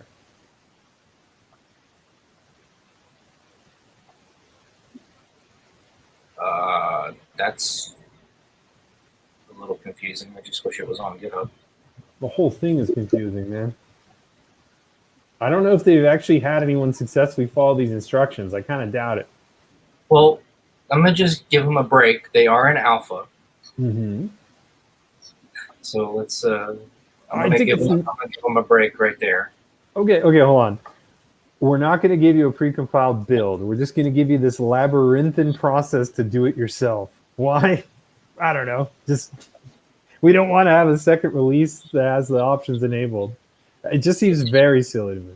This is why my current side project is to make a tiny little, easy to use Python GUI that just connects to your OpenBCI board, and then you say like what type of muscle control you want to do and what keyboard presses you want to do, and then you can control your game instead of this like process of. I mean, connecting electrodes to your arms is hard enough for a high school student that doesn't know what they're doing, but they just then they would have to open the OpenBCI GUI and then configure it properly and then run a Python script and then use the networking widget. But like you can just use BrainFlow directly if you're just using thresholds. And that's great, but for learning. But I want to make a little EMG control app, and maybe I'll show that here very soon. So that'll probably be the next thing that I'd like to showcase at a Hack Night. It's mostly there, but I'm building the GUI, and I'm going to use PyQt. That's why I asked about it a little earlier. Sure. So, just use so. But I get exactly what you're saying, and I'm saying it needs to. I think this is a little much to enable LSL. Let me see where it fails. Where does it fail at? What's it say? It says it succeeded, but wait, what? No, it has a big. One succeeded, one failed. Let me maximize this window. I don't know if you can do fonts very easily. I'm downloading the zip right now, and then I'll be on the same line as you. Beautiful. Okay. Okay. But yeah, what is the message where you think it says the error is in the build? Is it? It says done building project failed, and then the other thing is that there's nothing in the bin. So when the project fails, you get this blank bin, and you get an error message. DLLs are pretty important on Windows. I remember from the build process of BrainFlow, those DLLs do like all the work. Yeah, I just don't see an error that seems fixable because the DLLs aren't there because the build failed. Is what I'm saying. It's not really a part of the build process. It's like the result of the build process. Right. And all I'm saying is you were asking how do we know it failed? We would see a binary here if it completed. Yeah, but it needs.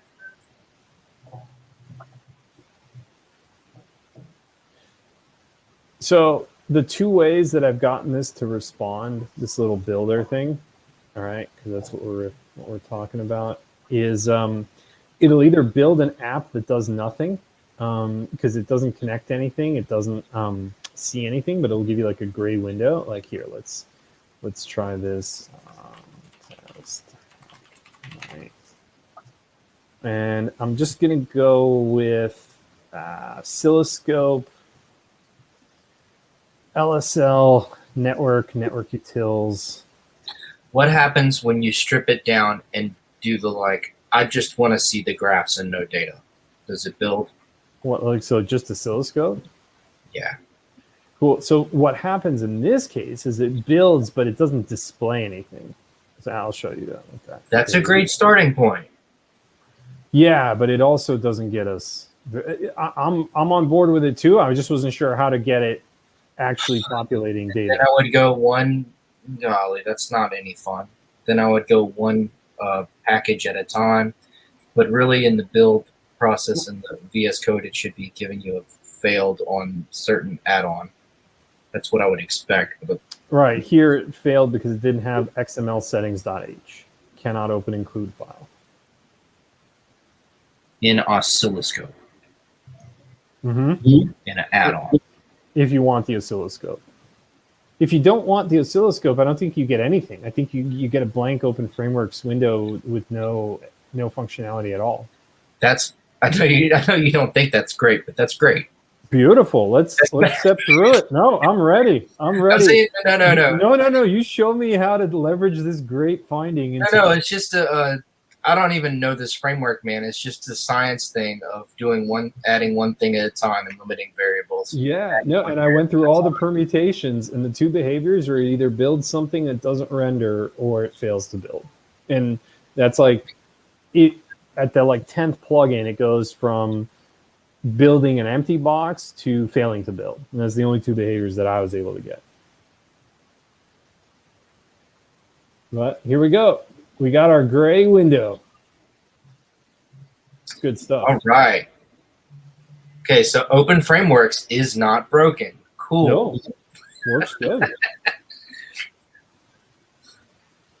And we can run that app directly. Right? We can go to apps, test hack night, bin. Oh yeah, we got it. And we got our gray window. And it's we don't need to really check the files. I'm expecting it to be what packages you're using and then what it says in the console log of VS Visual Studio when you build it. Beautiful. So let's see if we can get it working. I think we're close, right? We're on the scientific path to success, hopefully. Let's see how close science can get us. Okay, where's show me.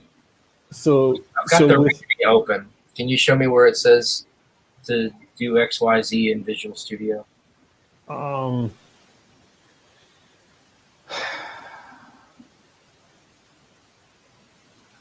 I wish I had the link handy. Give me a second. I'm going to try to find it. You had the. No. It's not in the here. It's in the install.md.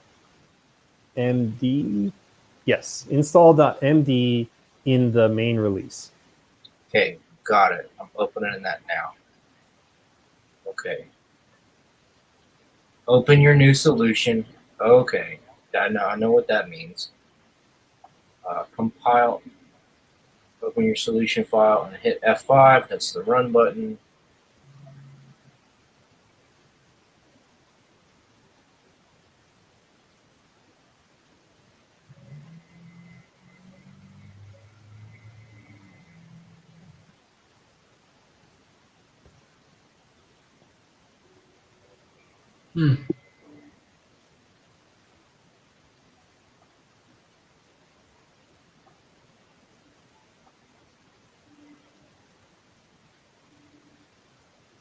Are you doing it as debug or release?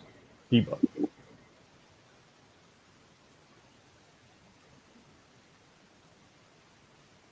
Well, have you tried release? It also doesn't work. Wait, Okay, that makes sense. can you get back for a second? Sure. Sorry. Here we go. Wait, wrong one. Install. Here it says in the compile and run that you should see a blank OpenGL window, as we do. And then 2 sections below, change the world. It says that we need to edit test app. Yeah, to see something in that window. So probably that's a problem. I think that this is assuming that you don't have an app, I think, but the Emotibit is supposed to be an app in the sense of, an add-on.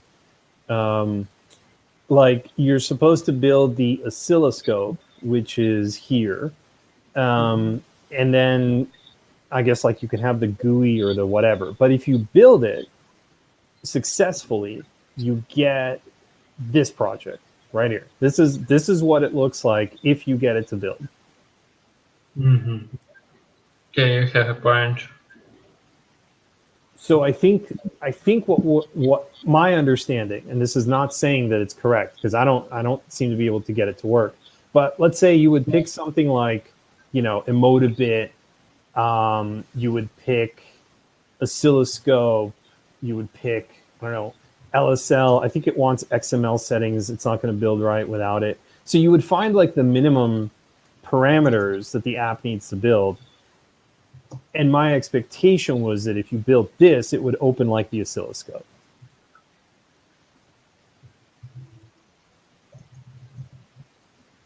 Well, this is great, by the way. I'm glad that we're looking at it because I was definitely getting hung up on this. Valeria, you have software background? Yeah. Okay, yeah.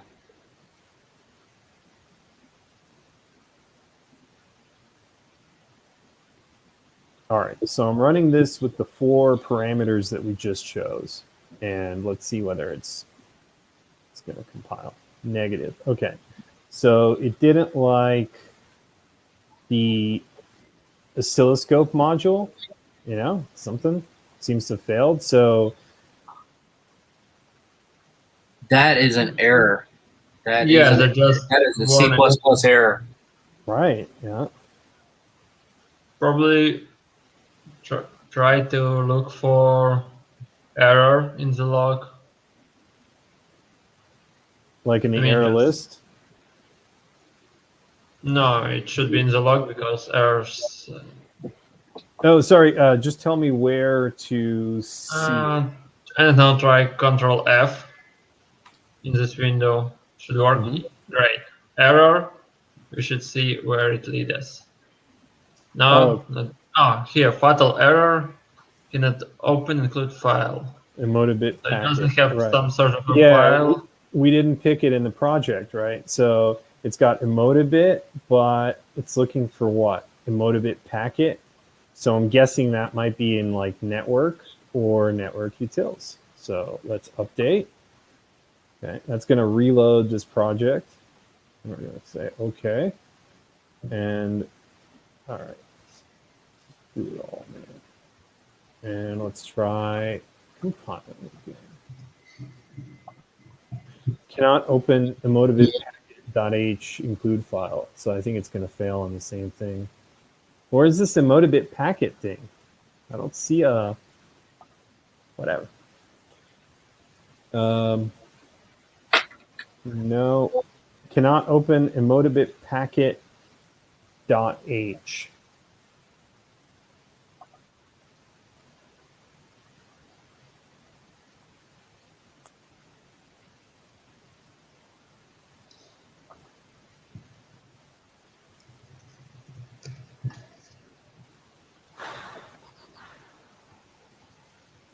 Okay, let's try selecting everything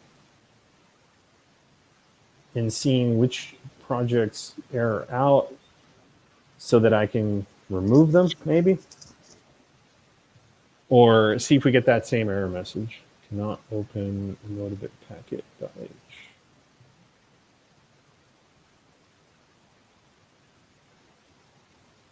By the way, I really appreciate you gentlemen looking at this tonight. I would love to get this emotibit data streaming so that we can include it in the next spicy challenge. We could just store locally and try parsing the data parser, but I mean, for me, it's a lot easier if we get it working in LSO.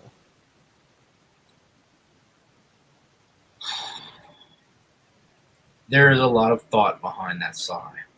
Mm-hmm. I can speak my mind here and try to be gracious. Mm-hmm. There are a lot of open issues on this repository. So which repo should I be opening the issues under? Because I couldn't figure it out. Like, what's the right repo for the issues? OFX emotibit. This one? Okay, cool. All right. Okay. Yeah, go back to that one. Let's show it. And I typed, let's see, build. Build, like right here? Yeah. To open. And then, are you using OFX 11? Yes, I downloaded the 11.0 release right here. It might be faster to add this to BrainFlow. Right. Then I already know exactly what to do in the OpenBCI GUI to make that work. BrainFlow has a buffer, and the way that I do that is I use the graphical library that's already there. and you pull from the buffer the last X seconds, and then every draw. It's not the easiest way to do it. I really wish we were adding it to the end instead of having to go through the whole buffer. So in a weird way, you see this Emotibit Wi-Fi test, we've had good luck with that. So this is an application that they wrote to test the Wi-Fi functionality, but it actually works and it streams. So you see here, like we got it compiled, and I'll run this this build that we did on the second. But you see here, like data connected, whatever, it's absolutely streaming the data properly. So I know you're like, wait, that doesn't sound right. But we also get this log file, I think. Or maybe this is just the default build. Anyway, we got this to compile, and we got it to the point where I can generate a 1 second. This is the build. Let me find the Wi-Fi test bin. Here we go. Boom. This is the one. Right. Yeah, look at this. So we're able to sample the data from the device, and we're kind of going on like update chunks. And now if we go to this data, now you get the log in their actual format. And I know this looks like a mess, but if you look at the data parser, this is correct. So we did get it to build and work on the Wi-Fi test thing, but we are having to do a lot of dev time to try to hack the incoming Wi-Fi stream and push it to LSL. So I think we're noodling on that this week, but I would prefer if we didn't have to do all that. And anyway, I think the next appropriate course of action, just to make sure they're aware of this, is I can tell you who to tag. It's Nitin and Produce Consume per Robot. Nitin that's his actual name. Produce Consume Robot. Yeah, they're on the repo. Yeah, you should see them. Yeah, where do I? Hold on. You're gonna want to make a new issue, and here's what I would say. Okay, I would say having issues building in Visual Studio using this, and this. The one like your bare minimum to do what you'd like to do, and then copy the log, and then I'm sure Valeria can back me up. Sharing the console log when you submit an issue will get you points. All right. Yeah. Cool. People that say this just broke, man, and you're like, how did it break? Please. No, I'm happy to include the log, and I'm glad that I wasn't missing something obvious, because this is kind of the depths of my Visual Studio knowledge. This is kind of like about as much as I can handle in terms of getting a project to build. But I know like a more experienced developer could probably work their way through it. Yeah, but they were hoping it was right in the pocket for people like you. I can feel that. Right. And they're like, yo, all you got to do is load it up. Just got to pick these parameters and press build. But it didn't happen for you, and it's a little sad for right now. Oh, but let's give them the chance. Let's let them know, and let's give them the chance to make it right.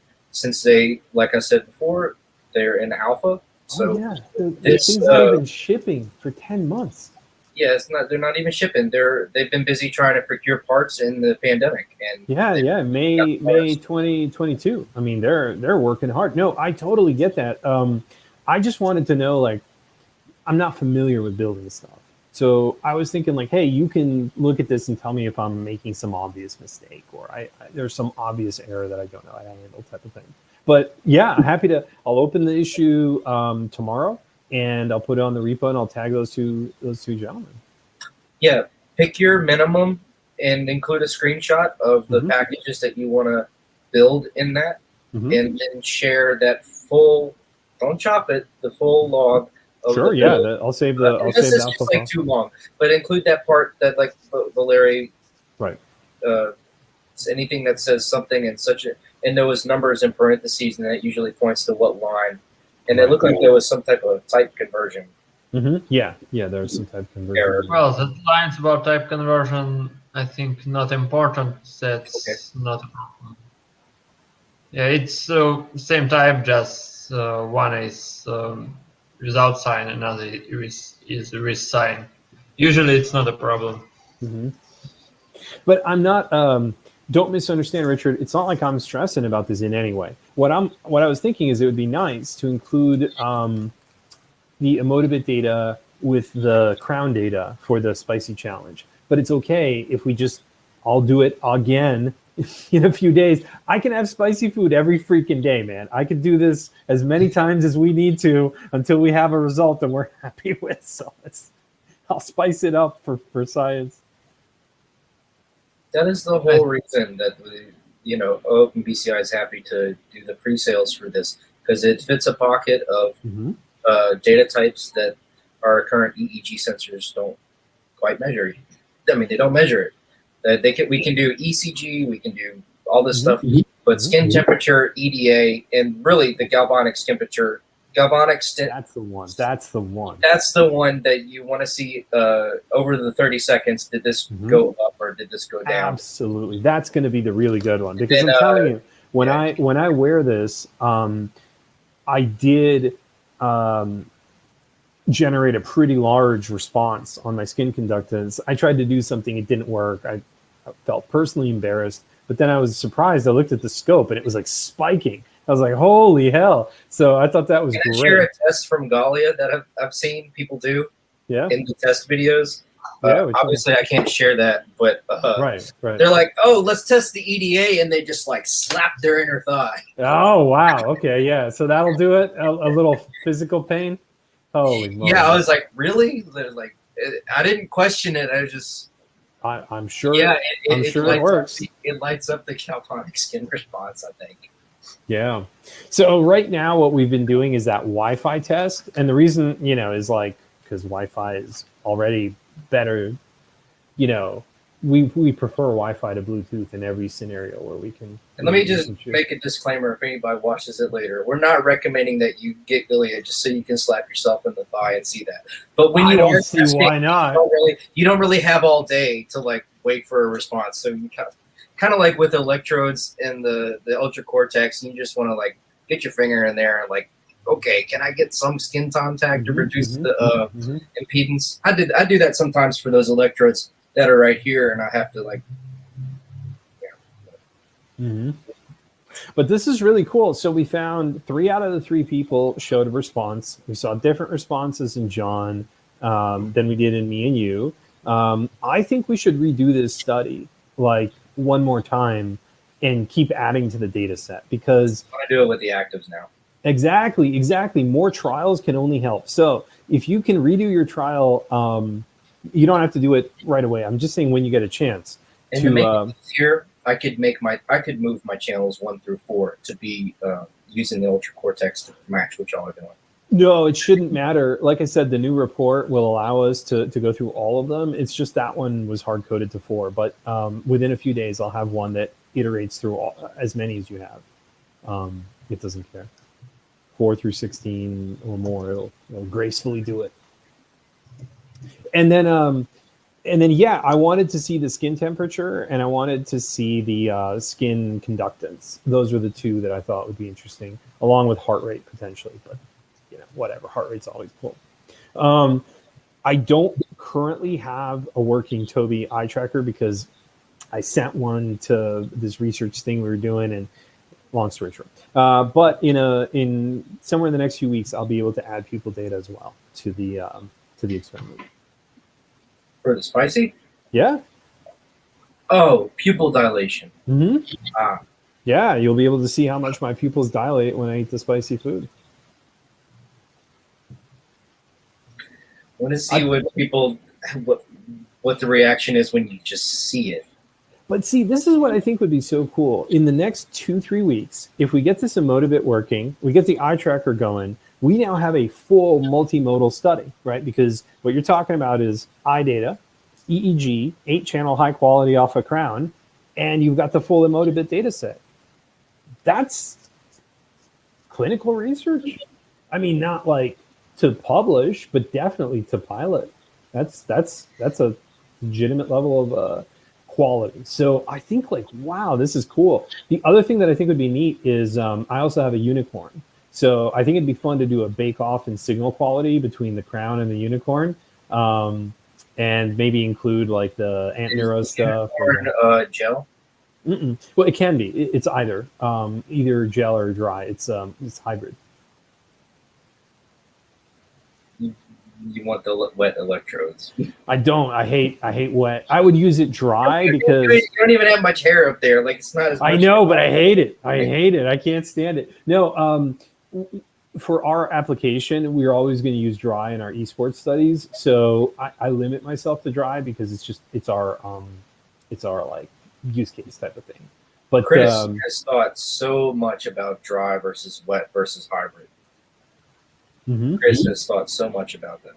No, he knows a lot about signal quality and signal processing. That's why he shared maybe last week or the week before about how they were doing the active shielding. Yeah, that just straight up reduced the mains noise, and that was wild. Yeah, that was beautiful. And the common mode follower stuff that they're doing is really excellent too. I think Chris actually sold me on that, and I'm gonna see if their devices are affordable compared to the unicorn, because I think for the cap style, we'll probably prefer that. You're also, it doesn't seem like they would sell one to me just as a consumer, but you've got some research, and then you can then rent that out as part of the neuroscience as a service for what y'all do. Right, exactly. How many other people are doing neuroscience as a service? And I thought there was a company that was really into that. I don't know. I haven't heard anything about them in a long time. I mean, it's an interesting field. And usually you're going to end up with a whole bunch of boutique providers. I mean, that was my experience in InfoSec, is like, the service delivery stuff is time intensive. And so you usually only have a few, What was the name of that big company that has it split into 3 main branches, like marketing, neuro, and military? Who was that? Spark Neuro? Was it Spark Neuro?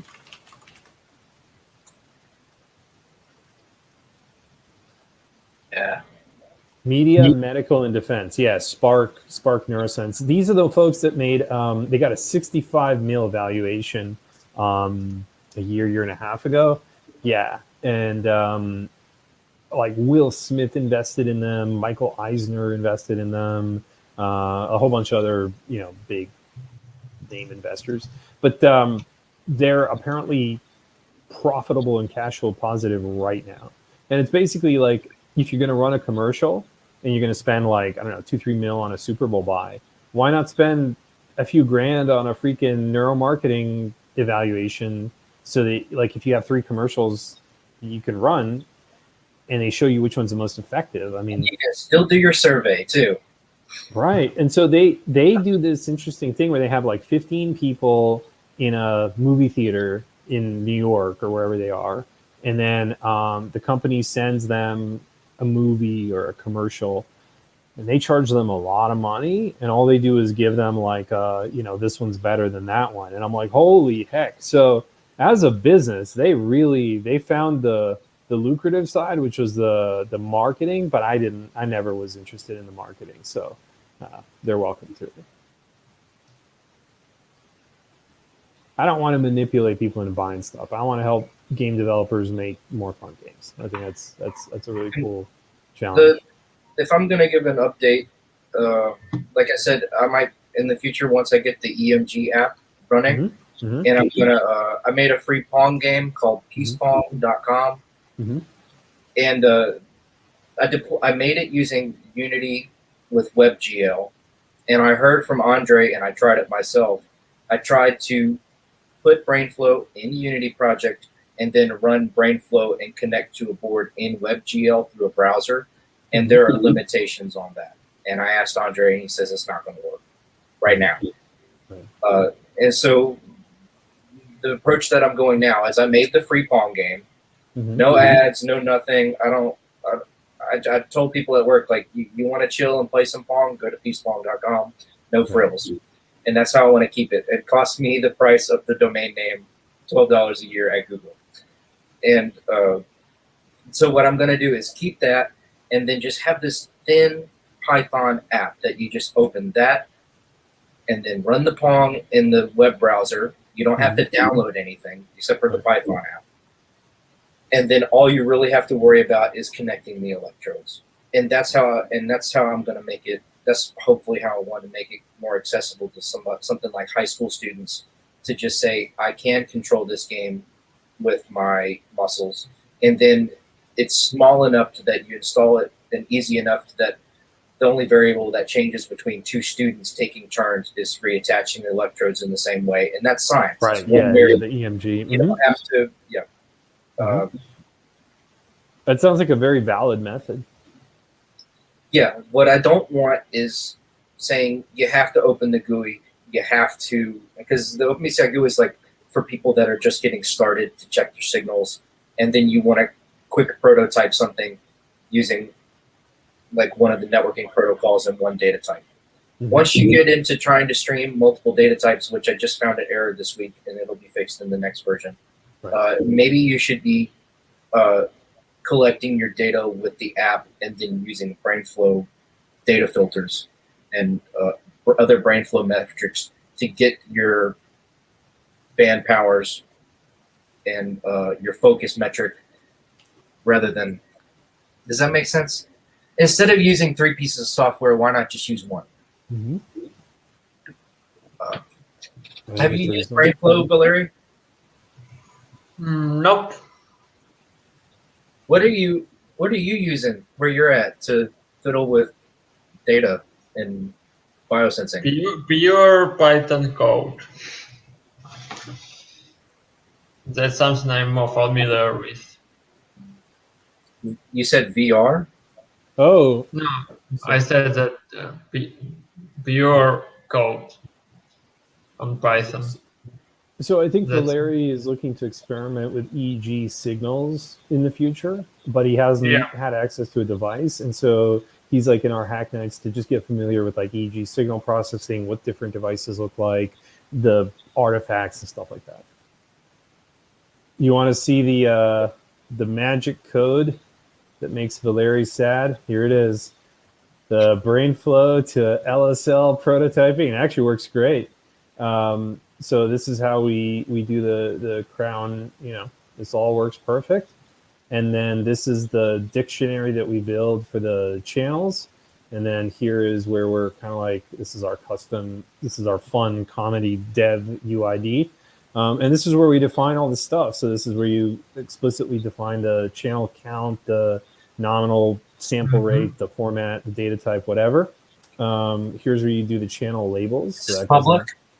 No, but we just finished this. I was going to ask you, like, do you want us to put this on a Git or like, I mean, we wrote this internally. I've got something like this in the networking test kit on the OpenBCI GUI repo.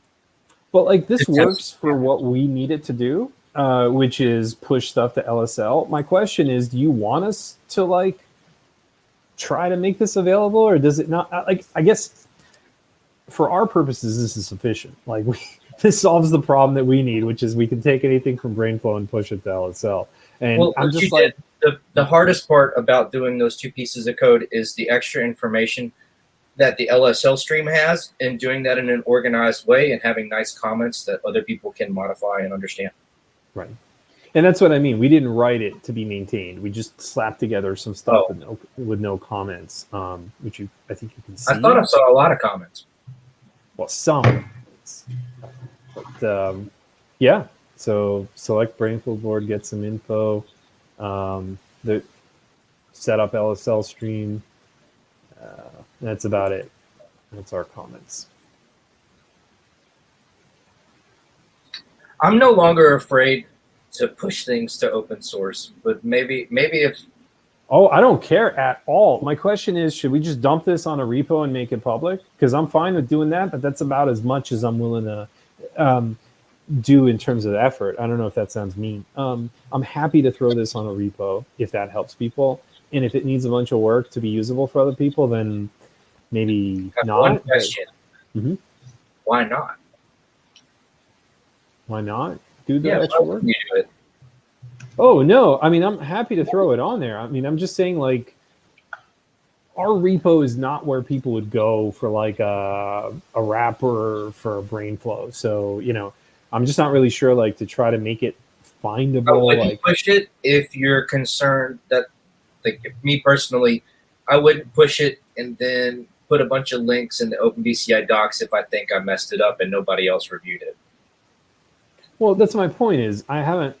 First off, does it work fine? Yeah, it works fine on Windows. Like because I've used it to stream data. Beyond that, like what I'm saying is I'm happy to throw it on GitHub, but that's about Make sure all. you specify your license. If you want it to be MIT, just do that, and then people can use it. But this is pretty open source stuff. BrainFlow is already MIT. Yeah, I think we would do MIT. I guess I'm asking, is this worth doing? Do you think people need this so that they want it, or do you think I've like already got something like this posted. Why not? Okay. And then and then I look at it and I'd be like, man, I should have done that with the LSL stream. Then I add it to my code because you said MIT and I said MIT. It's what it's all about. Cool. Yeah, like I said, I didn't want to make any waves. I didn't want to step on anyone's toes. It solved all the problems we needed. So, Somebody straight up in the last year out of like Colombia redid the communications with the Cyton board in Python. I don't know if they saw, they worked really hard. And they're like, we needed a high-level interface with the Cyton board processing the raw bytes over the radio. And I don't know if they saw BrainFlow, but they still did their own thing. And somebody asked about it in the OpenBCI forum, and I was just like, I didn't diss on it at all. I just said, we don't maintain that. And they're asking us about it. Right. Well, anyway, I think we might throw it on the repo and make it available and call it the, BrainFlow LSL wrapper or something like that. But that is really all it is it just takes BrainFlow samples and pushes them to LSL. I was trying to get somewhere before I said I have that EMG project. Oh, yeah, an update for me. So, yes, I have this EMG game controller little mini app that I'd like to make, and then I'll share once it's functional, I guess. It's already public, and I'd like to add a CI/CD pipeline real soon so that it builds the pipeline on standalone. Thank you for your input about PyQt, and I'm not really going to be using charts, though I don't know. I'm not really trying to visualize anything right here. Just maybe you'll be okay with it. I feel like it's EMG. Yeah, you probably don't. Yeah. EMG's pretty fine, and you could just display numbers or a little bar graph or something. But I have the ThinkPulse electrodes in hand, and I'm going to be talking with Eden Redmond. He organized the Neuralberta Tech, the Hack Night competition, or not Hack Night, Hackathon. Right. And we're going to be talking tomorrow about the ThinkPulse electrodes to hopefully get to the bottom of how they should be used and get the documentation straight on the OpenBCI. Well, I'd be interested to see like the Neurosity has really sensitive electrodes, and so the AC noise really comes through. And I'd be interested to see if that's like an artifact of other active electrodes as well. Because I remember that from the wearable sensing gear, but see what happens. It's not even the same material. The ThinkPulse. No, right, exactly. But I mean, like ultimately, you're still trying to amplify locally, and so I'm just trying to say, like, if that's what creates such strong electrical noise because it's a clean signal, maybe we'll see it again. But I would love to see the OpenBCI ThinkPulse. How do you check impedance on those? On the crown or the? Yeah. They have a. Let's turn this on. Because I dug really, really deep into the ADS 1299 and every single possible way to check impedance, and which one, why, like 5 or 6 years ago, why the firmware developers landed on AC lead-off detection from the ADS 1299 at 31.2 hertz. Right. Well, the first off, the battery ran down because I didn't charge it, but I'll show you in the console. I went so deep into this impedance stuff that I read like 5 and 6 year old posts on Texas Instruments forum. That impedance stuff is very great. So, share.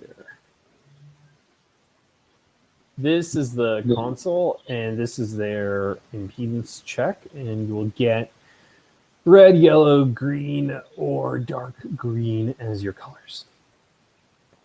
So this but they're not saying they're probably not injecting current into the active electrodes because you can't. Yeah, I'm guessing they're not, because the wearable sensing one, which had its own implementation, they did have an actual impedance injection, but I don't think Neurosity does. I think they detect the signal quality some other way.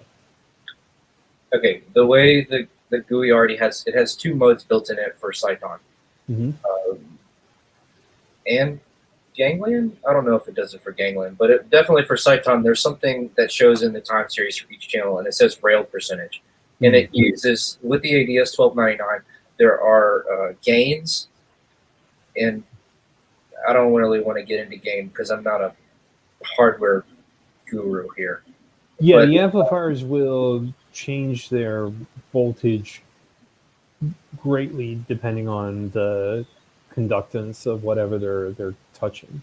Long story short, the Cyton with the Ultra Cortex with the dry comb electrodes, default gain is set to 24, usually works. But from my experience, I'm getting the best results with the active electrodes, all the with the ADS 1299 gain dropped all the way down to 1. No additional amplification. Let the little active electrode that draws power from the board do its business and then transmit over a shielded cable to the back. That seems reasonable, and it's actually good news as well. Before the active electrodes, I felt like the shielding was a real issue, but with the new ones, I think it's much better. And so, with that, you look at this with basically the signal to noise ratio of what the gain is set and the incoming signal, and it gives you a percentage of the signal as railed. Right. It displays as something called railed percentage. Yeah, saying all this out loud, it's so deep. No, I remember voltage rails and railed percentages, all that stuff, but that's about as far as. I'm glad that you're digging into it, not me. And I descended into LSL timestamps in the same way, and I rather not revisit the topic anytime it comes up. I bet I could rail a Muse the same way that you can rail a Cyton, which is by disconnecting the references. For some reason, that rails it, and that's the most common thing.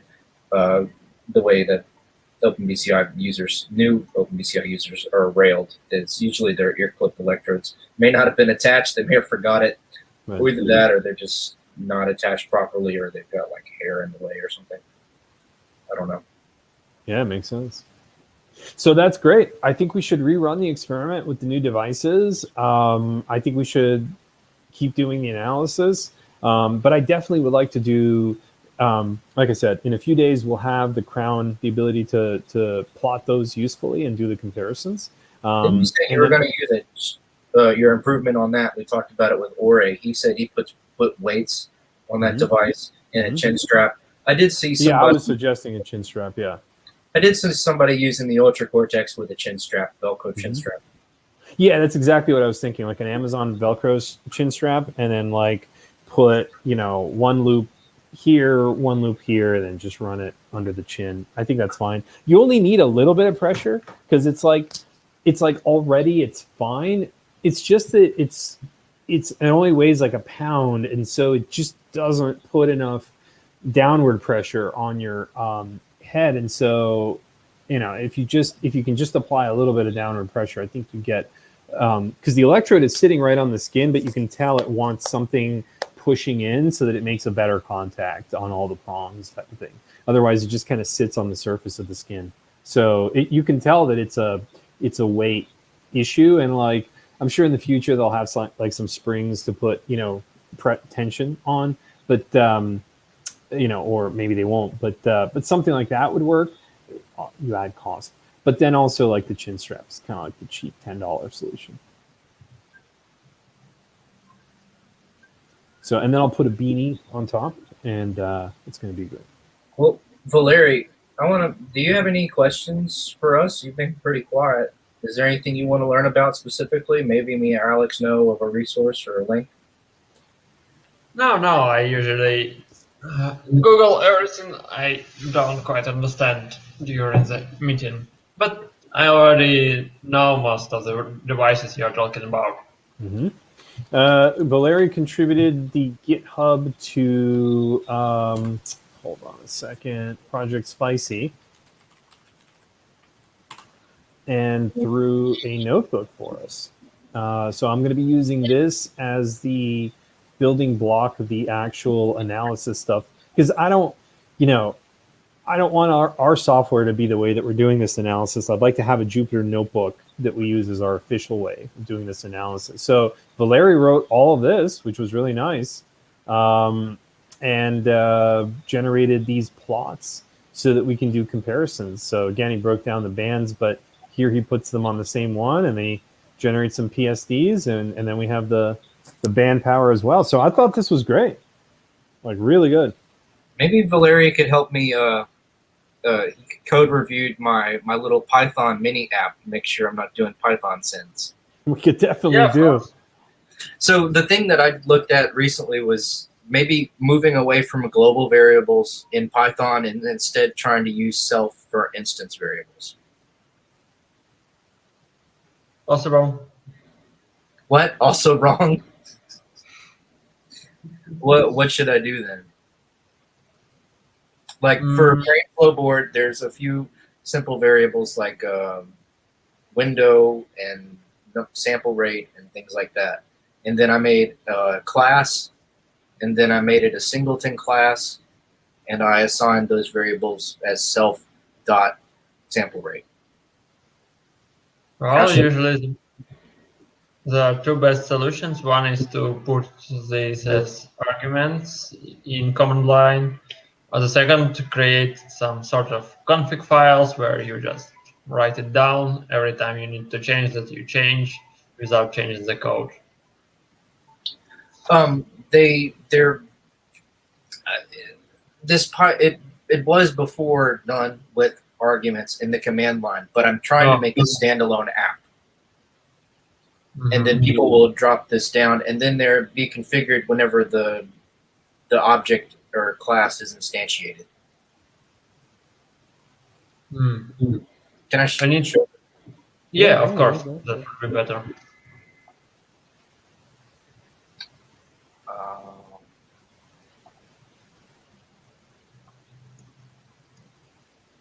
Okay, can I share my screen?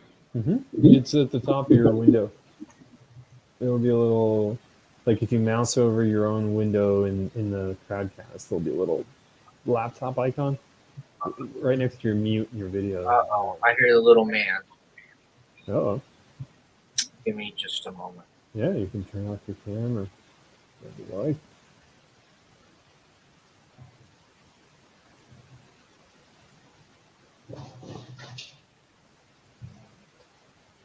So yeah, Valeri, with the middle of these rewrites, I haven't had a chance to really go into this stuff and update your notebook the way that I was hoping to, but I think we'll get to it really soon.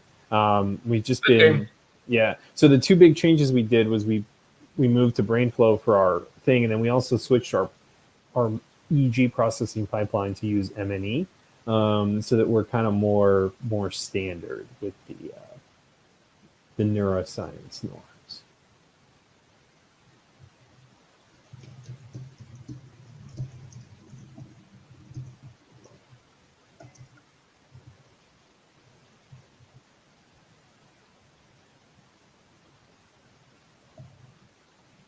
Yeah, I'm gonna use the restroom for a minute while we wait.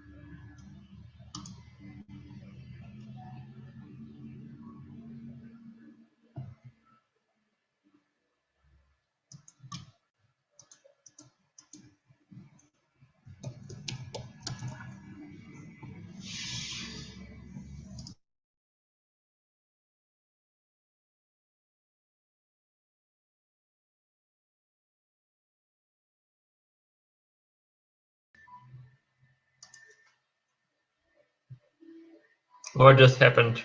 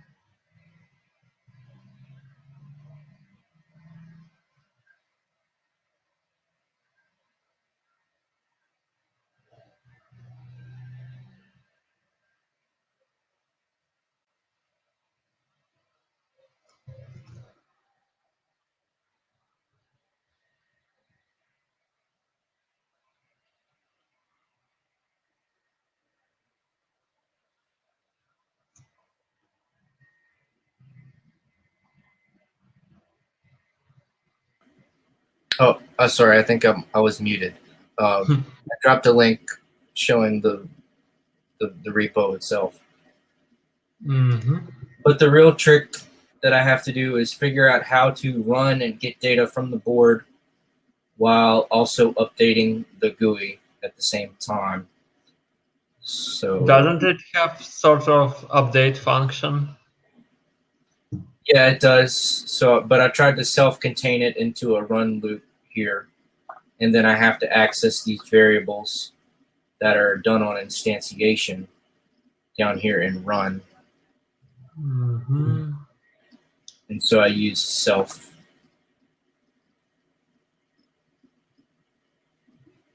And then the last thing I did was make this a singleton pattern. And I did my best at that, and I am not good at Python. I am. This project is also me learning more Python.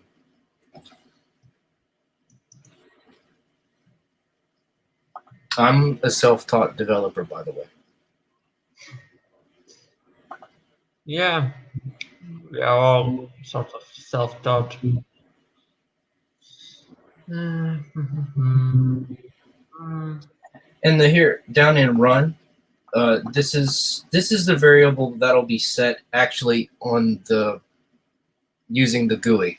Whenever you click that it's time to play the game and you'd like to hijack the button presses, it sets time to play game to true, and then we'll get data from the board, filter it, and hijack the here's Pi Auto GUI and press a button for you.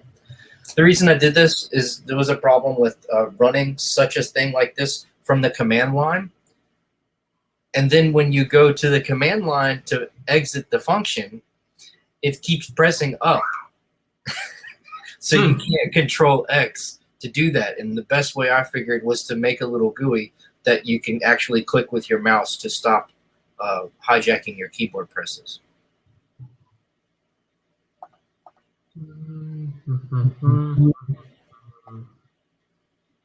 What would be is there anything I need to change apart from dead code?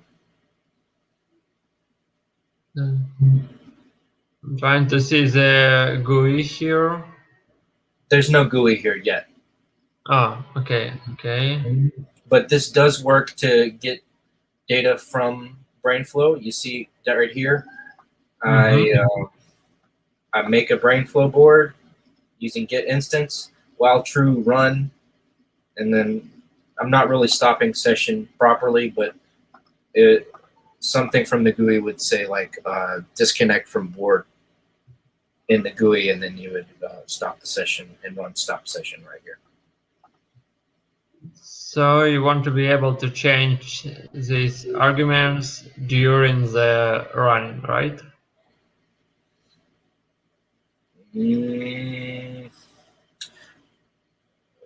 It's really unlikely that somebody's going to change the board.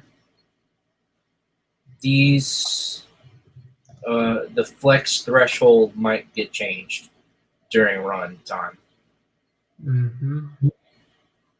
But then since I come from like a Java mostly, I would make like a method here that says set flex threshold and use the BrainFlow board and say set reset threshold and pass that down through the object instance. Maybe the easiest way is to make like an option to pause and input new value for flex threshold. I think it will be the easiest solution. If it's not, if here is no GUI for now.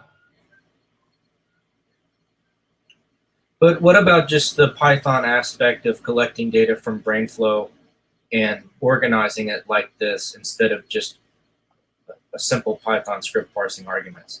Is my structure, is there anything I need to change?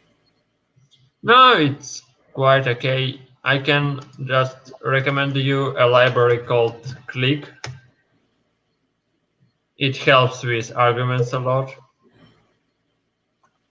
We have this argument parser business. Yeah, just I don't like know if I really need it anymore, because I really just need to.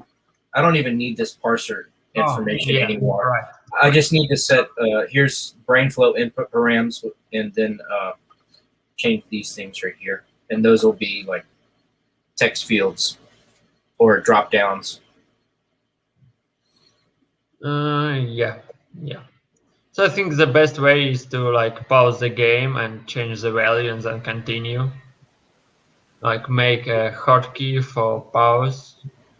Hey, Valery, that's a wonderful recommendation on Click. Getting the Python command line to like handle parameters gracefully is awful. That's a great suggestion. Thanks for linking that software. We've been just we want our scripts to be able to run it at command line, and it's awful in Python. Yeah, here's how it's done here with most of the BrainFlow examples. But I think this Click library should be excellent. I mean, the code syntax looks really good in that example. And this block of code here works, but the deal is that this is what it looks like to run this from Python, and I just want it to be drop downs in a GUI for the high school kids. And I say high school kids, but freshmen and sophomores and juniors in college, sometimes they're pretty fresh on software too.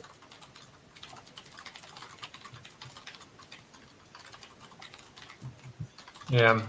Cool. Well, thank you for taking a look at this for me. Yeah, absolutely. So, gentlemen, I think we can wrap up tonight's hack night. But I have to say that this has been super, super productive. So I'm really glad that we got together. It was really nice looking at the data with you guys and Chris. I think that the pilot collection of the Spicy is compelling enough that we should try to make a slightly more robust version of the protocol. And I think with the new devices and the new measurements that we can do, it makes total sense to do it. So from my end, I think I'm super thrilled with the way Project Spicy went. And hopefully we can run several other challenges, including redoing Spicy again. And I feel like we've roughly followed the scientific method, and today was the conclusion and then improvements for further research section at the end. Yeah, and I would like to try other stimuli too. So like, sound/music is one that I would love to try. Spice/pain we just did, and anything else we can think of. But yeah. Okay, with the sound one. Train. Okay, you can take a fifth, which is C and G. That is one of that, and an octave. The harmonic series is like an octave, and then a fifth, and that's one of the most natural intervals that occur in nature. Hence, the harmonic series is how these sounds like appear in nature. But the most jarring of which is actually trains. So you really don't have to recreate that, and you don't have to put it on a piano. And that's a tritone, which would be C, and then. So you say just have them listen to a train horn as the stimulus? Great. Yeah, because you get a fifth on like or maybe just a singular tone Mm-hmm. of peaceful, and then those overtones are naturally there. And then you compare that with a train horn, and it's intentionally jarring, and it was illegal in the Catholic Church for centuries. Right, exactly. So it's not the fifth. It's actually Right. you take that fifth, and then on a keyboard you drop it 1.5 step from C to F sharp, and it makes this feeling. Right. And But that's great, because what we're looking for is something that'll actually do stimulus where the muse electrodes are located, right? Because we have a fixed montage for most people. So we don't know what, is it going to be sound? Is it going to be spice? Is it going to be whatever? But if we try a few different things, we can see which one works the best. if I was at Muse and I was working on their app and I just wanted to mess with the admins or project manager, I'd just walk in there and be like, you know what this app really needs? Tritones. And if nobody laughs, something's wrong. See how they're doing over there. So so I think whoever works on their music and those experiences they do in the little app, they already know that tritones is like a. And the Catholic Church knew this for many years, and you learn this in music history. Yeah, and that's what I mean. Some of these common things that we know seem to create some kind of response. It'd be great to measure it, like find which band, which electrodes, which people. And I think that, so yeah, I'm on board with it. So cool. Let's just basically just to get this idea out there, you would do a major chord, a minor chord, which most people are going to register as sad, and then you do the tritone, right? And then I would note 4, no sound, major chord, minor chord, tritone. Yeah, absolutely. And is that too much for a study? Is it really supposed to be just 2 things? No, I think these are all just collection challenges that I think we could do as part of the Hack Night series. So I think it'd be cool to see like what stimuli generate, really interesting EEG differences. I'm a little worried that the train horn might, yes, it's a jarring sound, but might make people just think about a train. We're looking for a response, right? Like even if it's something different, then are we measuring the impact of sound? It's just like, let's get a series of experiments people can do at home to like validate that their consumer gear and pipeline works, the same way that it like should. Because I'm telling you, when people do these projects, they have no clue where to start with this, and they have no clue if their data is valid or if their interpretations are valid. So I just think, doing it as a group and looking at a couple of things really means, you can do your own replication experiments after that. To be my own devil's advocate, and what I'm after is that changing the timbre can change the association and how you respond. So really, to make it a control, it would have to be a piano, or all of those different intervals with the same timbre, aka the same instrument. Yeah, we can definitely get into those parameters for like the audio tests and see which ones generate a good response. What other ones did you think of?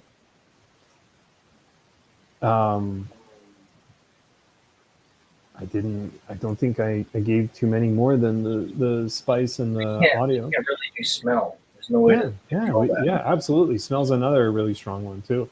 No, I mean, it's hard to get a controlled smell across different people. Can get a lemon. Get people to smell a lemon.